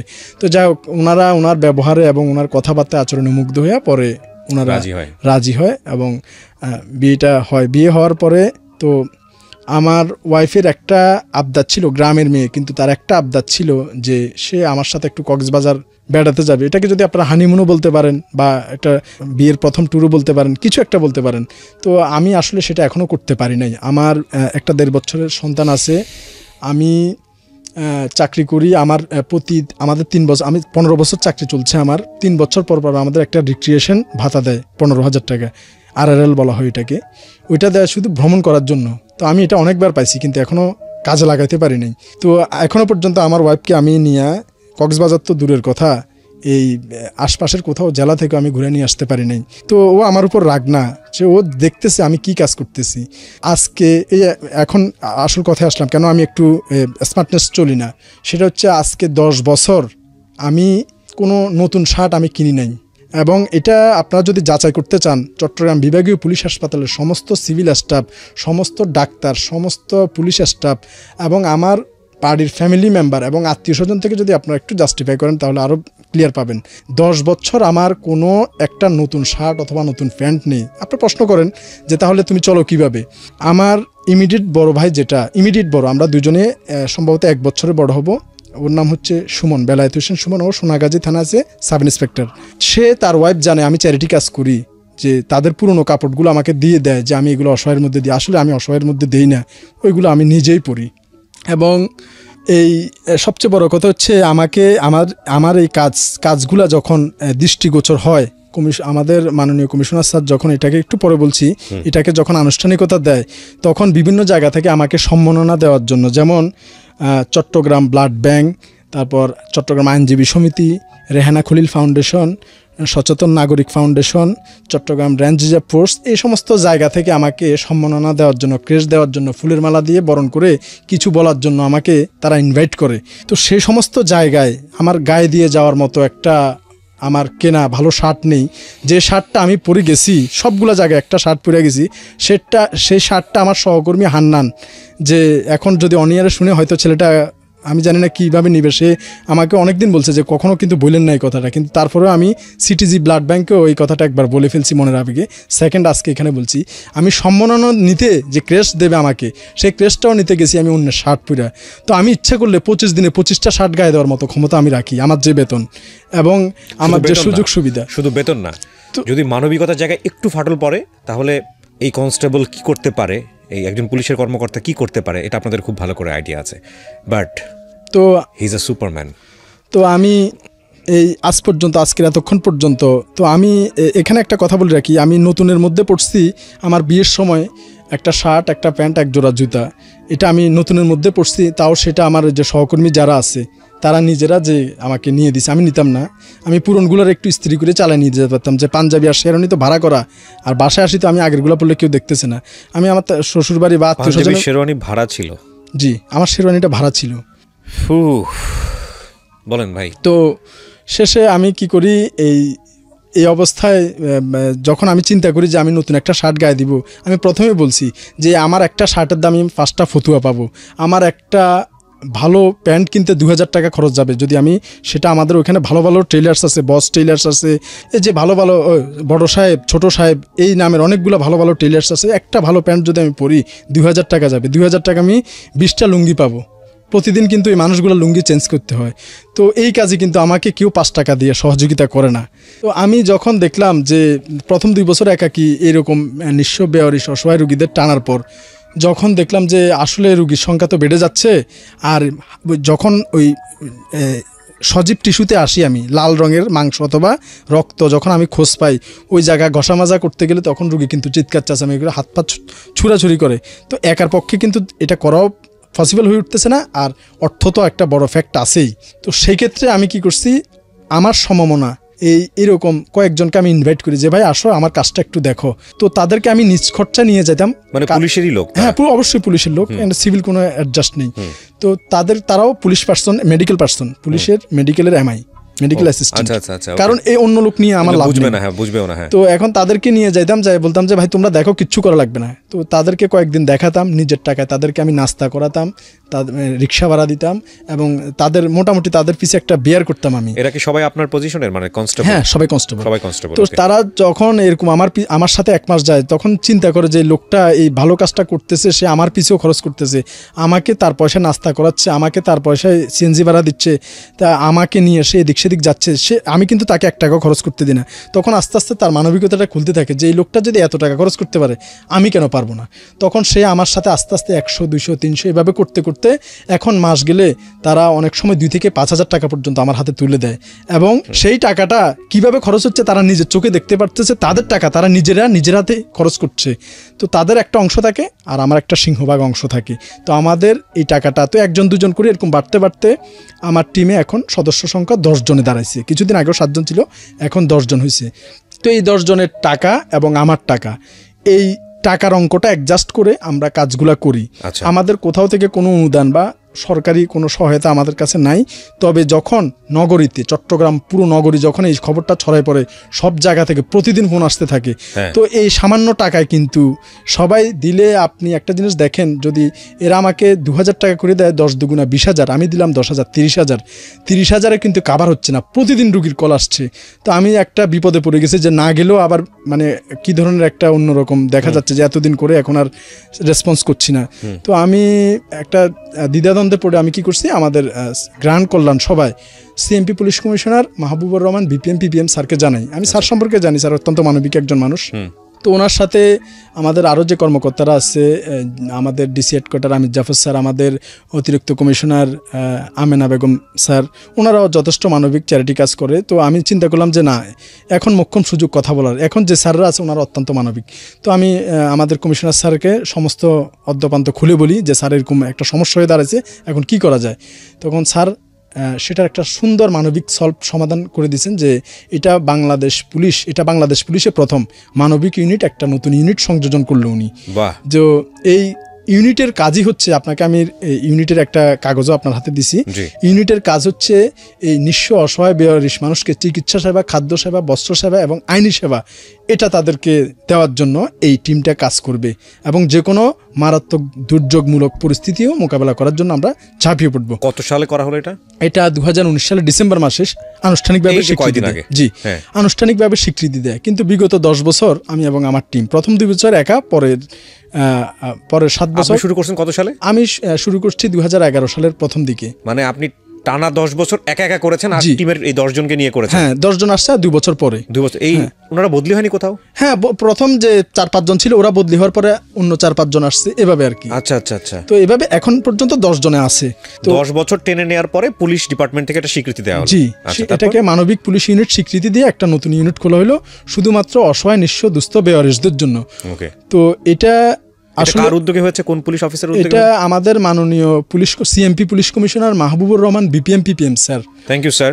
আমরা এই অনুষ্ঠানের মধ্য থেকে আপনাকে স্যালুট জানাই যে at least you took some step, যেটা আলটিমেটলি একটা অর্গানাইজেশনাল ফ্রেমওয়ার্কে যুক্ত হচ্ছে, মেইন স্ট্রিমে যুক্ত হচ্ছে, কিন্তু রেজাল্টটা কি দাঁড়ালো একটু আগায় সামনের দিকে? তো এখন এই টিমের যে ব্যয়বার, এটার যে খরচ, একটা খরচ প্রতিদিন কিন্তু এখন যে কোনো জায়গায় বেওয়ারিশ লোক দেখার সাথে সাথে বাংলাদেশ পুলিশের জরুরি সেবা 999-এ লোকজন ফোন দিচ্ছে।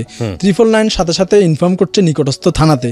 নিকটস্থ থানা আমাদের ব্যাপারে অবহিত আছে, তারা সাথে সাথে আমাদের মানবিক টিমকে নক করছে। নক করার 5 মিনিটের মধ্যে আমরা ঘটনাস্থলে পৌঁছে যাচ্ছি। এই 10 জনই সংখ্যা বেড়েছে? হ্যাঁ, 10 জনের মধ্যে যদি কারোর, এখানে একটা কথা বলে রাখা উচিত, তো এই টিমটা হয়েছে আমাদের ডিউটির পাশাপাশি আমরা কাজ করি।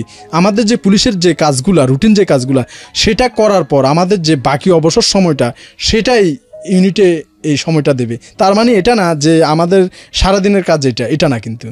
আচ্ছা আচ্ছা, মানে আলটিমেটলি আপনার পুলিশি ডিউটি করার পরে বাকি সময়টা হচ্ছে ওটা যেটা আপনি দিবেন, এটা এখানে কাউন্ট হচ্ছে না? না, এটা কাউন্ট হবে না। তো এটা কারণ, এবং এটা আপনার কোনো পুলিশ সদস্যকে বাধ্য করা যাবে না, সে চাইলে এটা উইলিংলি করতে পারে, না চাইলে না। হ্যাঁ, না, বাধ্য করা যাবে না। কিন্তু আমার টিমে যারা আছে তারা অত্যন্ত হার্টিভেল মানবিক। যখনই ফোন দেওয়ার সাথে সাথে তারা কখনো যে কথা বলে না যে আমার একটু কাজ আছে, সাথে সাথে তারা রেসপন্স করে। কতজন আছে এখন? এখন 10 জন। আমরা পুরো চট্টগ্রাম নগরীর প্রতিদিন ফোন আসছে আমাদের কাছে, এবং আমরা সাথে সাথে রেসপন্স করতেছি, এবং প্রতিদিনই একটা খরচের অ্যামাউন্ট আমাদের দাঁড়িয়ে যাচ্ছে। তো উনি স্যার অত্যন্ত মানবিক মানুষ, তার সাথে সাথে 1 লাখ টাকা ডোনেট করে আমাদের এই মানবিক পুলিশ ইউনিট ফান্ডে। Very good. তো এটা একটা ডোনেটেবল প্রতিষ্ঠান। এখন পর্যন্ত এটা সরকারি কোনো অনুদানে এটা চালানো হয় না যে সরকার থেকে টাকা আসে, এরকম না। এটা ডোনেটেবল একটা ফান্ড। তো যারা এই ব্যক্তিগত ইচ্ছা থেকে আগ্রহী যে আমরা এই সমস্ত নিঃস্ব বেওয়ারিশ মানুষদের একবেলা খাবারের পয়সা দেব, কিংবা তাদের চিকিৎসার ব্যয়ভার বহন করব, কিংবা এই নিঃস্ব মানুষদের পাশে আমরা দাঁড়াতে চাই, যে ভালো প্ল্যাটফর্ম পাচ্ছি না, এখন যেহেতু একটা প্ল্যাটফর্ম আছে, এই প্ল্যাটফর্মে সাপোর্ট দিতে চাই। সাধারণ মানুষ চাইলেও এখানে পার্টিসিপেট করতে পারে? যে কোনো মানুষ, যে কোনো সমাজের যে কোনো শ্রেণী পেশার মানুষ ইচ্ছা করলে আমাদের এই ডোনেটেবল ফান্ডে অংশগ্রহণ করতে পারবে।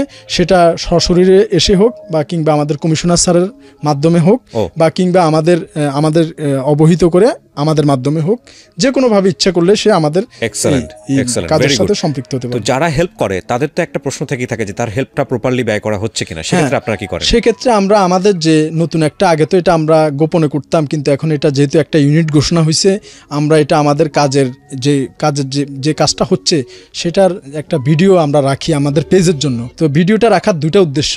একটা উদ্দেশ্য হচ্ছে ভিডিওটার কারণে তার আত্মীয় স্বজন, এই বেওয়ারিশ মানুষের আত্মীয় স্বজন যে যেখানেই থাকুক এই ভিডিওর কল্যাণে দেখতে পেয়ে আমাদের সাথে যোগাযোগ করতেছে এবং তাদের ওই লোকজনকে ফেরত নিচ্ছে, সেটা আমাদের এই মানবিক পেজের মধ্যে আছে।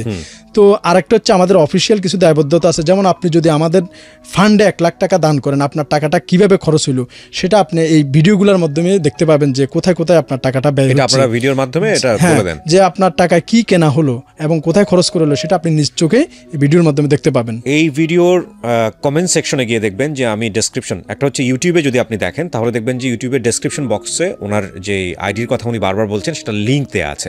এবং যদি আপনি ফেসবুকে দেখে থাকেন তাহলে দেখবেন ফেসবুকের আমার প্রথম যে কমেন্টস সেখানে ওনার আইডিগুলোর লিঙ্কগুলো দেওয়া আছে, আপনারা ওখানে গেলে পারবেন।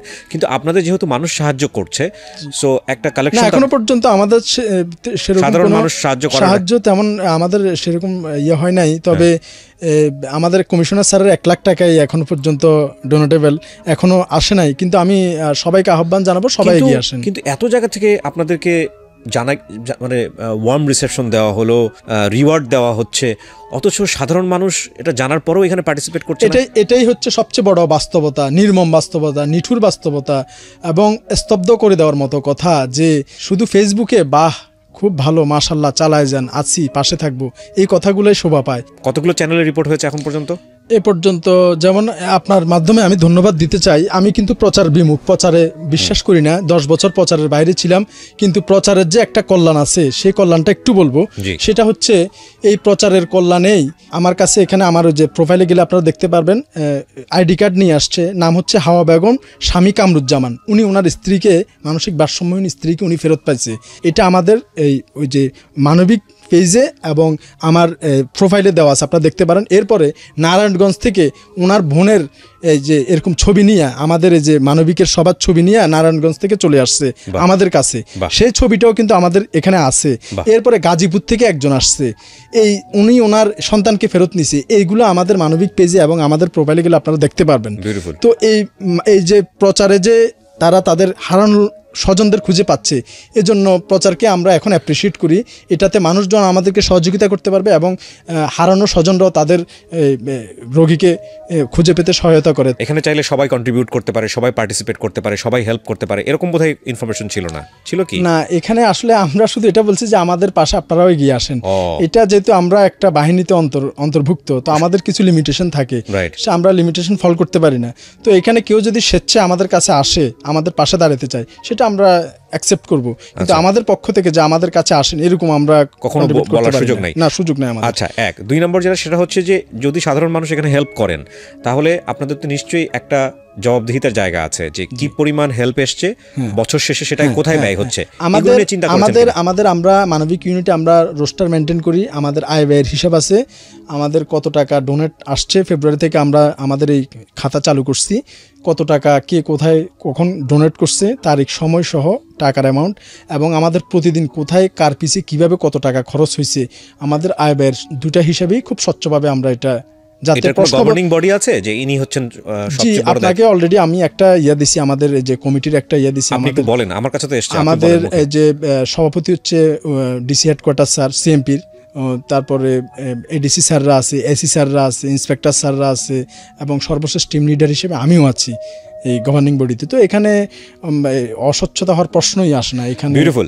অনেকেই মনে করেন যে এটা পুলিশের দায়িত্ব। প্রথম কথা হচ্ছে ওনারা দায়িত্ব থেকে বাইরে নন, ওনারা দায়িত্ব পালন করেছেন, কিন্তু যে দায়িত্বটা ওনারা করেছেন সেটা হচ্ছে এক্সট্রা অর্ডিনারি দায়িত্ব। এবং সেই এক্সট্রা অর্ডিনারি দায়িত্ব হচ্ছে বাংলাদেশ সরকারকে তারা যে স্যালারিটা পান সেই স্যালারির বিনিময়ে যতটুকু পরিশ্রম দেবার কথা ততটুকু দেবার পরে মানুষ হিসেবে যতটুকু ভেতর থেকে এসছে সেটা আসলে কোনো টাইম লিমিটেশন নয়। যে বললো না রাতের বেলা ঘুমোতে পারিনি, বিয়ে করতে গেছি রক্তমাখা শার্ট নিয়ে, কিংবা বিয়ে করার পর আজ পর্যন্ত বউকে হানিমুনে নিয়ে যেতে পারিনি কটা টাকার অভাবে, এটা হচ্ছে মানুষের দায়িত্ব। এবং এইটার আসলে কোনো টাইম লিমিটেশন থাকে না। তো ওই জায়গাটায় আপনি কখনোই বলতে পারেন না যে এটা পুলিশের দায়িত্ব। এই জায়গাটায় পুলিশ মানবিকতার চূড়ান্ত পর্যায়ে পৌঁছালে যেটা হয়, যেটা আসলে চিন্তা করা যায় না, সেই জায়গাটায় আপনি দেখেন 10 জন আমি দেখি 10,000, আমি দেখি 10 লাখ। কারণ আমি বিশ্বাস করি এটাকে যদি পৃষ্ঠপোষকতা করা হয়, এটাকে যদি সাপোর্ট করা হয়, এটাকে যদি উৎসাহ দেওয়া হয়, তাহলে আজকে যে সাখাওয়াত এখানে একজন বসে আছে, এরকম অসংখ্য সাখাওয়াত পুলিশে তৈরি হবে, এবং শুধু পুলিশে না, বিভিন্ন সেক্টরে তৈরি হবে। এবং আমি স্বপ্ন দেখতেই পারি, আপনারাও দেখতে পারেন, যে একটা সময় রাস্তায় বেওয়ারিশ মানুষ পড়ে থাকবে না। একটা সময় মানুষে পচন ধরলে আমরা নাকে রুমাল চেপে রাস্তা দিয়ে হেঁটে যাব না। আমাদের এই সেন্সগুলো খুবই জরুরি। আমি বারবার বলতে চাই, আমার বহুবার আজকে এই গল্পটা শুনতে গিয়ে আমি ভেতরে ভেতরে কেঁদেছি, কজ আই ক্যান ভিজুয়ালাইজ। উনি যখন বলতেছিল পুলিশের একজন কনস্টেবল ক টাকায় বা বেতন পান, তিনি তার জায়গা থেকে যা করেছেন লাস্ট 10-12 ইয়ার্স, এটা সাধারণ মানুষের পক্ষে করা সম্ভব নয়। সে কারণেই আজকের এই এপিসোডটাকে আমি বলতে চাই Superman episode. He is not only man, he is a Superman. Sakhawat ভাই, আমার এই অনুষ্ঠান শুনে অনেকেই আপনাকে হেল্প করতে চাইবে, আপনার এই প্রতিষ্ঠানকে হেল্প করতে চাইবে। আমি যতদূর জানি এই ডিপার্টমেন্টের নাম এখন মানবিক পুলিশ। জি, রাইট। তো এই মানবিক পুলিশকে হেল্প করতে চাইবে, হেল্প করার প্রসেসটা কি আপনি আমাকে একটু বলেন? হেল্প করার প্রসেস হচ্ছে আপনি যে কোনোভাবে পারেন। যেমন এক নাম্বার হচ্ছে আপনি সরাসরি আমাদের সিএমপি কমিশনার স্যারের সাথে যোগাযোগ করে বা নিজে সরাসরি গিয়ে চেকের মাধ্যমেও দিতে পারেন। দ্যাট উইল বি এক্সেলেন্ট, এ ব্যাপারে কোনো সন্দেহ নাই। কারণ ওইখানে দেওয়া মানে হচ্ছে আপনি সর্ব ধরনের সহায়তা পাবেন।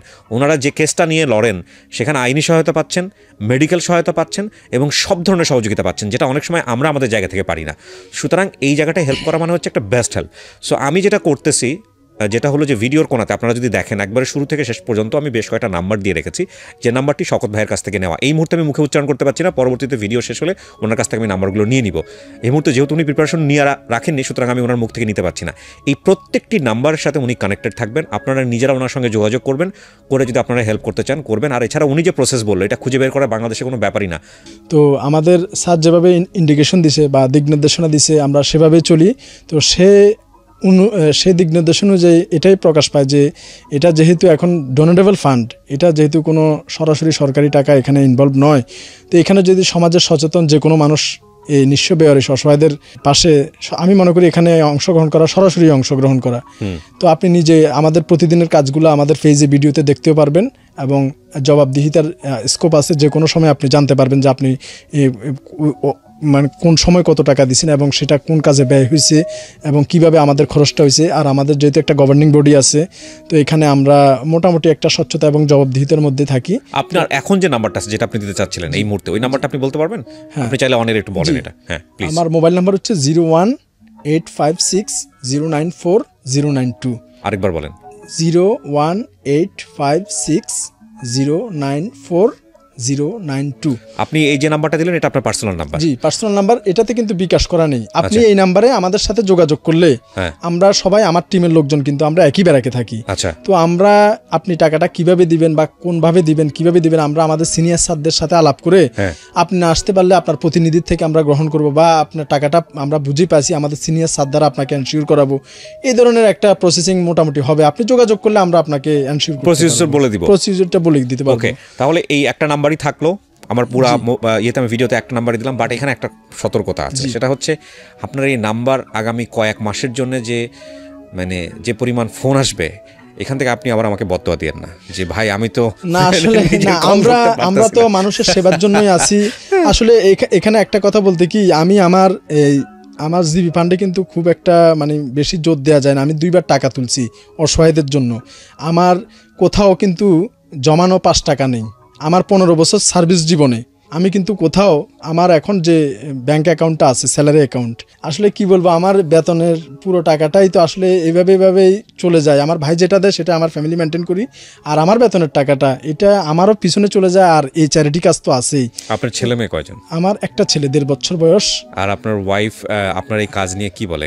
আর প্রথম সে একটু রাগ করতো, যে রাগটা শুধু তার এটা যে তুমি একটা ভালো শার্ট কিনো না। উপর আল্লাহ একজন সাক্ষী, শুধু একটা কথা বলবো অনিয়ারে যারা আছে তাদের জন্য, যে আমার ওয়াইফ আমাকে 1000 বারের উপরে বলছে যে সে আমার কাছে খুব বেশি চায় না আমি যাতে একটা নতুন শার্ট গায়ে দিই। সে এতটুকু শুধু আমার কাছে চাইছে, কোথাও আমাকে ঘুরতে নিয়ে যাও। এই কথাটাকে যখন সে দেখছে যে আমি কি কাজ করতেছি, তখন সে শুধু আমার কাছে একটাই আবদার করতো যে তুমি একটা নতুন শার্ট গায়ে দাও।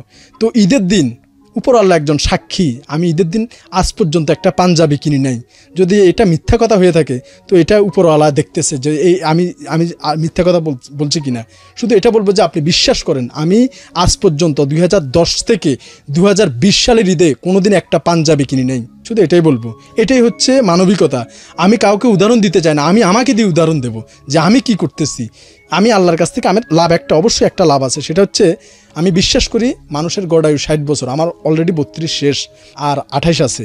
তো আমি চলে যাব, তো চলে যাওয়ার পরে আমার যে নামাজ রোজা আমি করছি সেটা হতেও পারে নাও হতে পারে, এটা নিয়ে কোনো বিশ্বাস নেই। কিন্তু আমি এই কাজের জন্য আমি সরাসরি আল্লাহ থেকে আমি চাই নেব, আমি সরাসরি আল্লাহকে প্রশ্ন করব আমার এই কাজ নিয়ে কি দিবে আল্লাহ আমাকে সেদিন, আমি সেদিন চাই নেব আল্লাহ থেকে। এটাই আমার বেনিফিট, আল্লাহ নিশ্চয়ই আপনাকে বেনিফিটেড তো এটার জন্য আমি আমার এই মূলধন আমি এখানে ব্যয় করি এবং এটা আমার নেশা হয়ে গেছে, এটা আমি করে যাব যতদিন ইনশাআল্লাহ আল্লাহ তাআলা আমার প্রাণ রাখছে এই শরীরে। তো আমি যে ইন্সপায়ার যে কয়েকজন থেকে পাইছি তাদের কথা আসলে না বললেই নয়। যেমন চট্টগ্রামের কর কমিশনার বাদল সৈয়দ স্যার। ও বাদল সৈয়দ ভাই, আসসালামু আলাইকুম, ভালো আছেন? আশা করি উনি, I know him, he is a very good guy. ওনার থেকে যখন আমাদের এই কাজটা যখন আলোতে আসে, ওপেন হয়, পেইড ফরওয়ার্ডের, হ্যাঁ পে ফরওয়ার্ড এবং অনেস্ট উনি, তো উনি আমাদের প্রতি যে সহমর্মিতার হাত বাড়িয়ে দিয়েছে। ওনার অফিসে একদিন আমি যাই, উনি আমাকে যে মোটিভেশনটা ওনার থেকে আমি যেটা শুনি সেটা আমার সারা জীবনের পাথে হয়ে থাকবে। সেটা বলছে যে উনি আসছে খালি হাতে, যাবেও খালি হাতে, ওনার যে সম্পত্তি আসে সব চ্যারিটিতে চলে যাবে ওনার মারা যাওয়ার পর। তো এই যে এত বড় একটা মনের মানুষ, উনি আসলে আমাদের জন্য যে আইকনের জন্য ট্রাম্প লাগে না, বিল ক্লিন্টন লাগে না, আইকনের জন্য এই মানুষগুলো আমি মনে করি all the best, all the best, all the best. তো উনি যেটা বলে গেছে যে আসছি খালি হাতে, যাবো খালি হাতে। তো ওনার এই কথাটা আমি আমার ব্রেনে ওয়াশ করে নিছি যে আসলে সত্যি আমি আসছি খালি হাতে, যাবো খালি হাতে। তো আমি আমার একটি মাত্র বাচ্চা, আল্লাহ যদি আপনার দোয়া করবেন 1.5 বছর বয়স, ওর যদি হায়াত দেয় আল্লাহ, আমি ওকে কোরআনের হাফেজ বানাতে চাই। হাফেজ যদি বানাতে পারি, সে একটা মসজিদের ইমামতি করে তার জীবন সে পার করতে পারবে। আমার যাতে কোনো সম্পত্তি না থাকে এই দোয়াই করবেন আপনারা, আমিও যাতে যেভাবে খালি হাতে আসছি এভাবে খালি হাতে যেতে পারি, এই দোয়া আমার জন্য আপনারা করবেন। See his confident. কোটি কোটি টাকা থাকলেও মানুষের মধ্যে এতটা কনফিডেন্স থাকে না। The thing is that you want to be happy, মানে the thing is that you need to be happy in your life. First of all, জীবনে যদি কোনো এম থাকে তাহলে ঘুরে ফিরে এম একটাই, হ্যাপি হওয়া। আপনি যাই করেন না কেন, বাড়ি করেন, গাড়ি করেন, কোটি কোটি টাকার মালিক হন, যাই হন না কেন, মূলত হ্যাপি হওয়ার জন্য করছেন। ভুলটা আসলে সেখানেই আমরা করে ফেলি, হ্যাপি হওয়ার জায়গাটাকে আমরা জটিল করে ফেলি। হ্যাপি হওয়ার জায়গাটা আসলে জটিল না, হ্যাপি হওয়ার জায়গাটা খুব ইজি, খুব সস্তা। দেখেন আমি ওকে একটা প্রশ্ন করি, আপনি কি সুখী? হ্যাঁ আলহামদুলিল্লাহ, আমার কোনো ধরনের পিছুটান নেই, আমি কোনো পিছুটান মনে করি না। তো অনেকে আমাকে বলে যে তুমি যে এভাবে খরচ করছো, তো এই পাগল ছাগল এই সে এর পিছে যে তুমি তোমার টাকাগুলো খরচ করছো, তুমি যে জমাচ্ছ না, কিছু করতেছো না, তো এটার জন্য যে তুমি একদিন ভুগবা। তোমার যদি হঠাৎ ধরো ক্যান্সার হইলো, তোমার যদি একটা মরণঘাতী কোনো একটা কিছু হইলো, তখন তোমার এই সাহায্যের জন্য কে আগে আসবে? একটা অ্যাক্সিডেন্টে তোমার একটা পা নষ্ট হয়ে গেল, কে তোমাকে খাওয়াবে, কে তোমাকে পড়াবে? তখন আমি এটা বলি যে এটা আমি যে মানুষদের জন্য করছি, উপরওয়ালা যদি সত্যি হয়ে থাকে, তাহলে এদের যারা মাজলুম, যারা মৃত্যু পথযাত্রী, আমার বেশিরভাগ পেশেন্টই কিন্তু মৃত্যু পথযাত্রী। 50% আপ আসে আর 50% ডাউন চলে যায়, তারা থাকে না। কিন্তু যাওয়ার আগে আমার সবচেয়ে বড় পাওয়া, সবচেয়ে বড় পুরস্কার হচ্ছে যেটা আপনাদের সাথে আমি শেয়ার করতে যাচ্ছি, যে আমি এই পুলিশের এই পোশাক পরা, যখন আমি রাস্তায় এই অসহায় মৃত্যু পথযাত্রী মানুষগুলোর কাজ করি, কাজ করার পরে যখন চলে যাই, তখন সাধারণ পাবলিক আসলে কিন্তু ওরা পাথর মারে, সবাই তাদেরকে পাগল বলে। কিন্তু আমি যখন কাজ করে চলে যাই, তখন আমার প্যান্টের হাতলটা সে টেনে ধরে আমাকে, আমি যাতে না যাই, তার কাছে থাকি। তো এর চেয়ে বড় পুরস্কার, এর চেয়ে বড় পাওয়া আমার মনে হয় আমি এই পৃথিবীতে আর কিছু পাবো বলে আমার মনে হয় না। এটাই আমার সবচেয়ে বড় পুরস্কার, আমি সেটা পাইছি, এটা প্রুভড।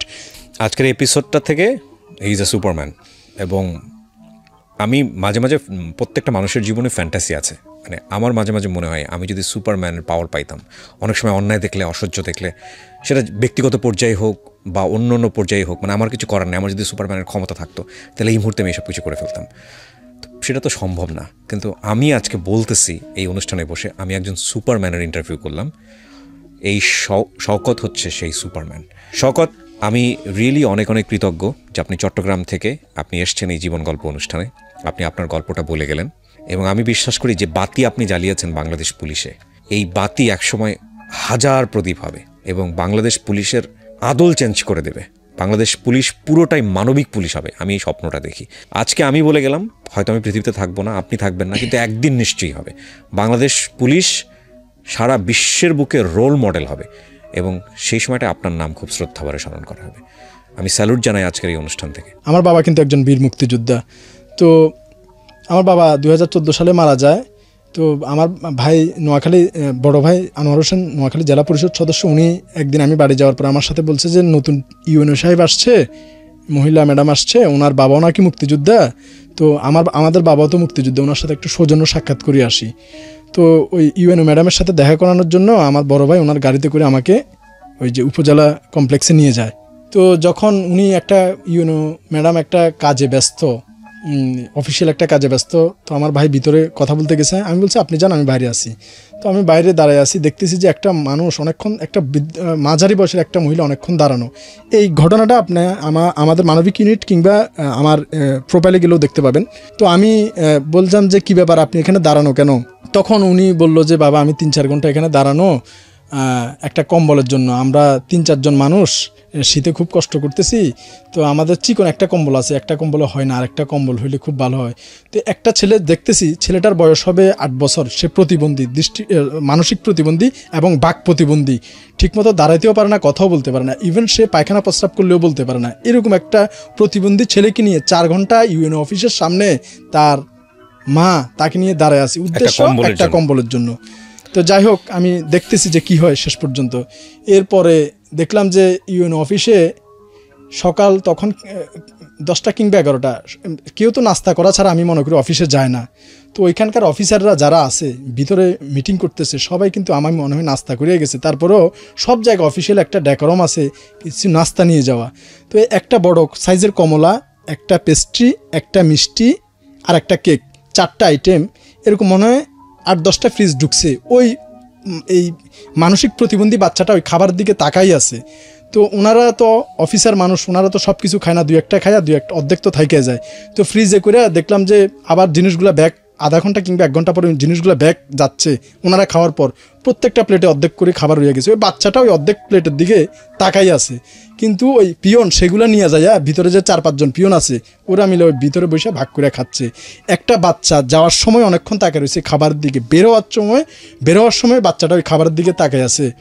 তো আমরা কোথায় চলে গেছি? তখন সত্যি উপরওয়ালা একজন সাক্ষী, আমার চোখ দিয়ে পানি করে আসছে। একটা বাচ্চা, তার কাছে পেস্ট্রি অনেক দামি খাবার, একটা কমল অনেক দামি খাবার, সিনটা আমি দেখলাম। শুধু এটাতে একটা উদাহরণ দিচ্ছি, প্রত্যেকটা অফিসে এরকম অনাথ অসহায় প্রতিবন্ধী বাচ্চাটা খাবারগুলোর দিকে তাকায় আছে। এক টুকরা পেস্ট্রি অথবা একটা মিষ্টি অথবা কেকের অংশ অথবা একটা কমলা কতদিন তারা চোখে দেখে নাই, এই খাবারের দিকে তাকায় আছে। পরে আমি বলছি যে আপনার কম্বল লাগবে না, আপনি চলে যান। পরে নিচে কিনা জানি না, ওই মহিলাকে আমি এখান থেকে বিদায় করে দিয়ে পরের দিন আমি তার জন্য কম্বল নিয়ে গেছি। ঘটনাটা হচ্ছে, এক অসহায় রিক্সাওয়ালাটা রিক্সা চালায়, তার নিজের থাকার কোনো জায়গা নেই, আরেকজন লোকে একটা ঘরে তাকে থাকতে দিছে। তো রিক্সাওয়ালাটা একটা অ্যাক্সিডেন্টে তার পা ভেঙে যায়, এই পায়ের জায়গায়, এই যে নিচ হাঁটু থেকে টাকনুগিরা পর্যন্ত ওইখানে ভেঙে যাওয়ার পর 1 সপ্তাহ পর্যন্ত ওই ভাঙা পানি আসে, ওই বিছানায় পড়ে থাকে, তার একটা এক্সরে করানোর মতো পয়সা নাই। তো আমি গিয়ে দেখি যে কি বাচ্চাগুলো মুড়ি খাচ্ছে 3 দিন, তাদের বাসায় কোনো খাবার নাই, মানে চাল নেই তাদের বাসায়, তারা মুড়ি খেয়ে আছে। বাবা তো ওই শয্যাশয়ী, তার রিক্সা চালানোও বন্ধ, ইনকামও বন্ধ, 3 দিন বাসায় কোনো খাবার নাই। তো আমি মনে করছি হয়তো অনেক সময় নিম্ন শ্রেণীর মানুষরা চালাকিও করতে পারে। আমি তার পুরো বাসা তন্ন করে খুঁজছি এবং আমার একটা ভিডিও আছে, কোথাও চালের ছিটা ফোটাও ছিল না এবং চুলা যে 3 দিন জ্বলে নাই তার প্রমাণও আমি ভিডিওতে দেখেছি। এবং বাচ্চাগুলো স্টেট কাটতেছিল, ওরা মুড়ি খাবে না, ফেলাই দিচ্ছে এভাবে, ওরা ভাত খাবে। 2020 সালে যেখানে ওই তার বাসা বস্তিটা হচ্ছে রাস্তার এই পাশের বাড়িতে থাকে, আর ওই রাস্তার ওই পাশে বিজয় দিবসের উৎসব চলতেছে উপজেলা পরিষদের মাঠে।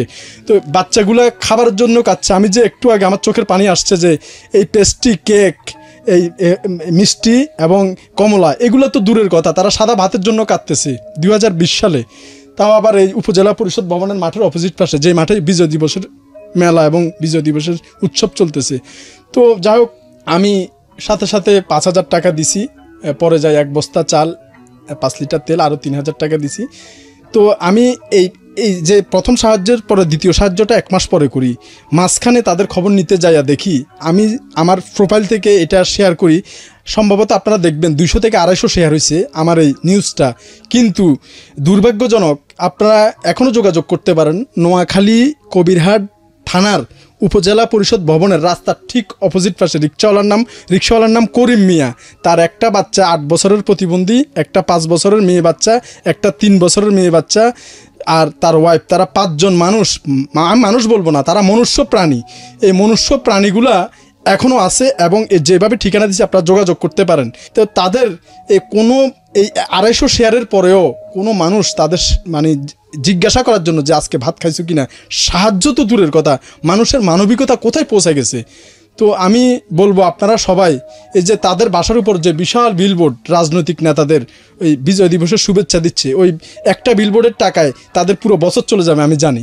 তো আপনাদের কাছে অনুরোধ, আপনারা সবাই যে যার পছন্দ মতো রাজনীতি করেন, কোনো সমস্যা নেই, কিন্তু রাজনীতির জনপ্রতিনিধিদের প্রতি আমার একটা অনুরোধ, আপনাদের এই মানুষগুলো নীরবে কাঁদতেছে, মরে যাচ্ছে, একটু খেয়াল করবেন প্লিজ।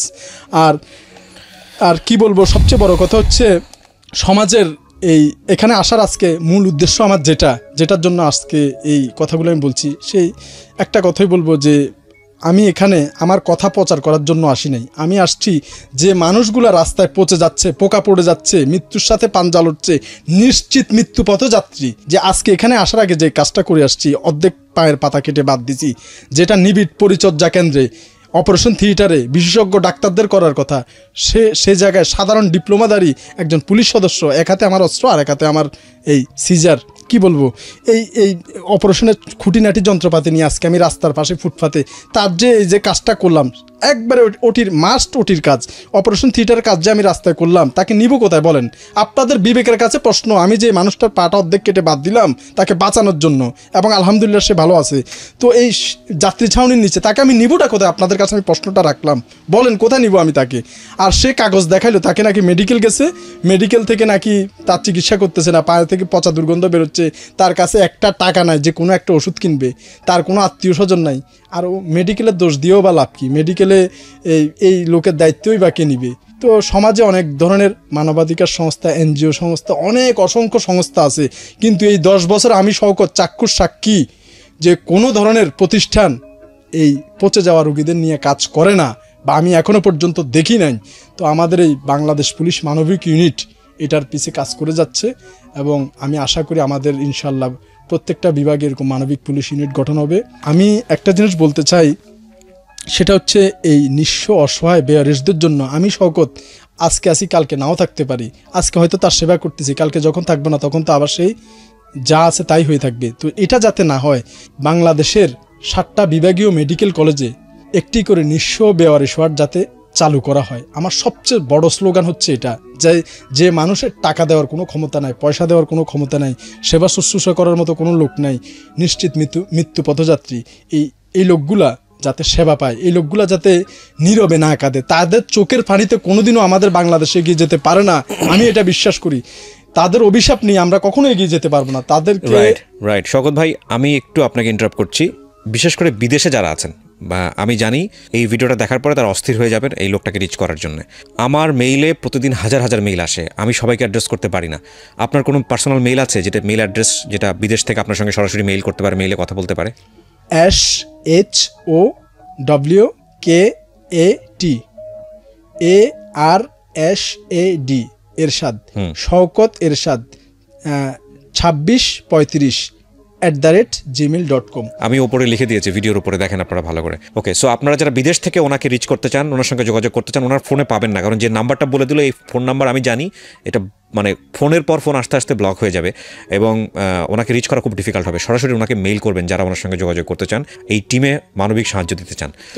আমরা যখন কোনো এপিসোড প্রচার করি, আমরা সেই এপিসোডের ফলো আপ করি, সবসময় ফলো আপ করি, এবং আপনারা যদি কোনো হেল্প করেন কাউকে, আমরা প্রতিনিয়ত এনে দেখাই স্ট্যাটাসের মাধ্যমে, ভিডিওর মাধ্যমে তার বর্তমান কী অবস্থা। এটা আপনারা আমার আইডি তো না, আমার পেজে গেলে, আমার ইউটিউব চ্যানেলে গেলে এগুলো প্রমাণ পাবেন। তো আমি আজকে আপনাদেরকে কথা দিচ্ছি, শওকত ভাইয়ের যে টিম, সেই টিমের সাথে আমি কিবরিয়া জীবন গল্প অনুষ্ঠান আজকে থেকে তাদের সাথে আছে এবং যত রকমের সহযোগিতা, অনুষ্ঠান কেন্দ্রিক সহযোগিতা, তারা কি করছে না করছে যদি কখনো আমাদের শরণাপন্ন হয় আমরা তাদেরকে সেই সহযোগিতাটা দিব। সো আমাদের জায়গা থেকে ফুল সাপোর্ট থাকবে আপনার জন্য ইনশাআল্লাহ। সো আপনার টিমে আপনি শুধু 10 জন না, আমার মনে হয় এই অনুষ্ঠানের মাধ্যমে আজকে থেকে আমরাও আপনার সঙ্গে আছি, অফিসিয়ালি আপনার সঙ্গে আছি। বলেন। জি আলহামদুলিল্লাহ, আমি মনে করি এখন আমাদের টিমে সদস্য সংখ্যা আমি মনে করি 11 জন, ওরা 11 ভাই সহ আমি সহ 11 জন মনে করি। তো আমার 11 জনের যারা আছে তাদের একটু নাম না বললেই নয়, একটু করে তাদের নাম বলি। তো আমার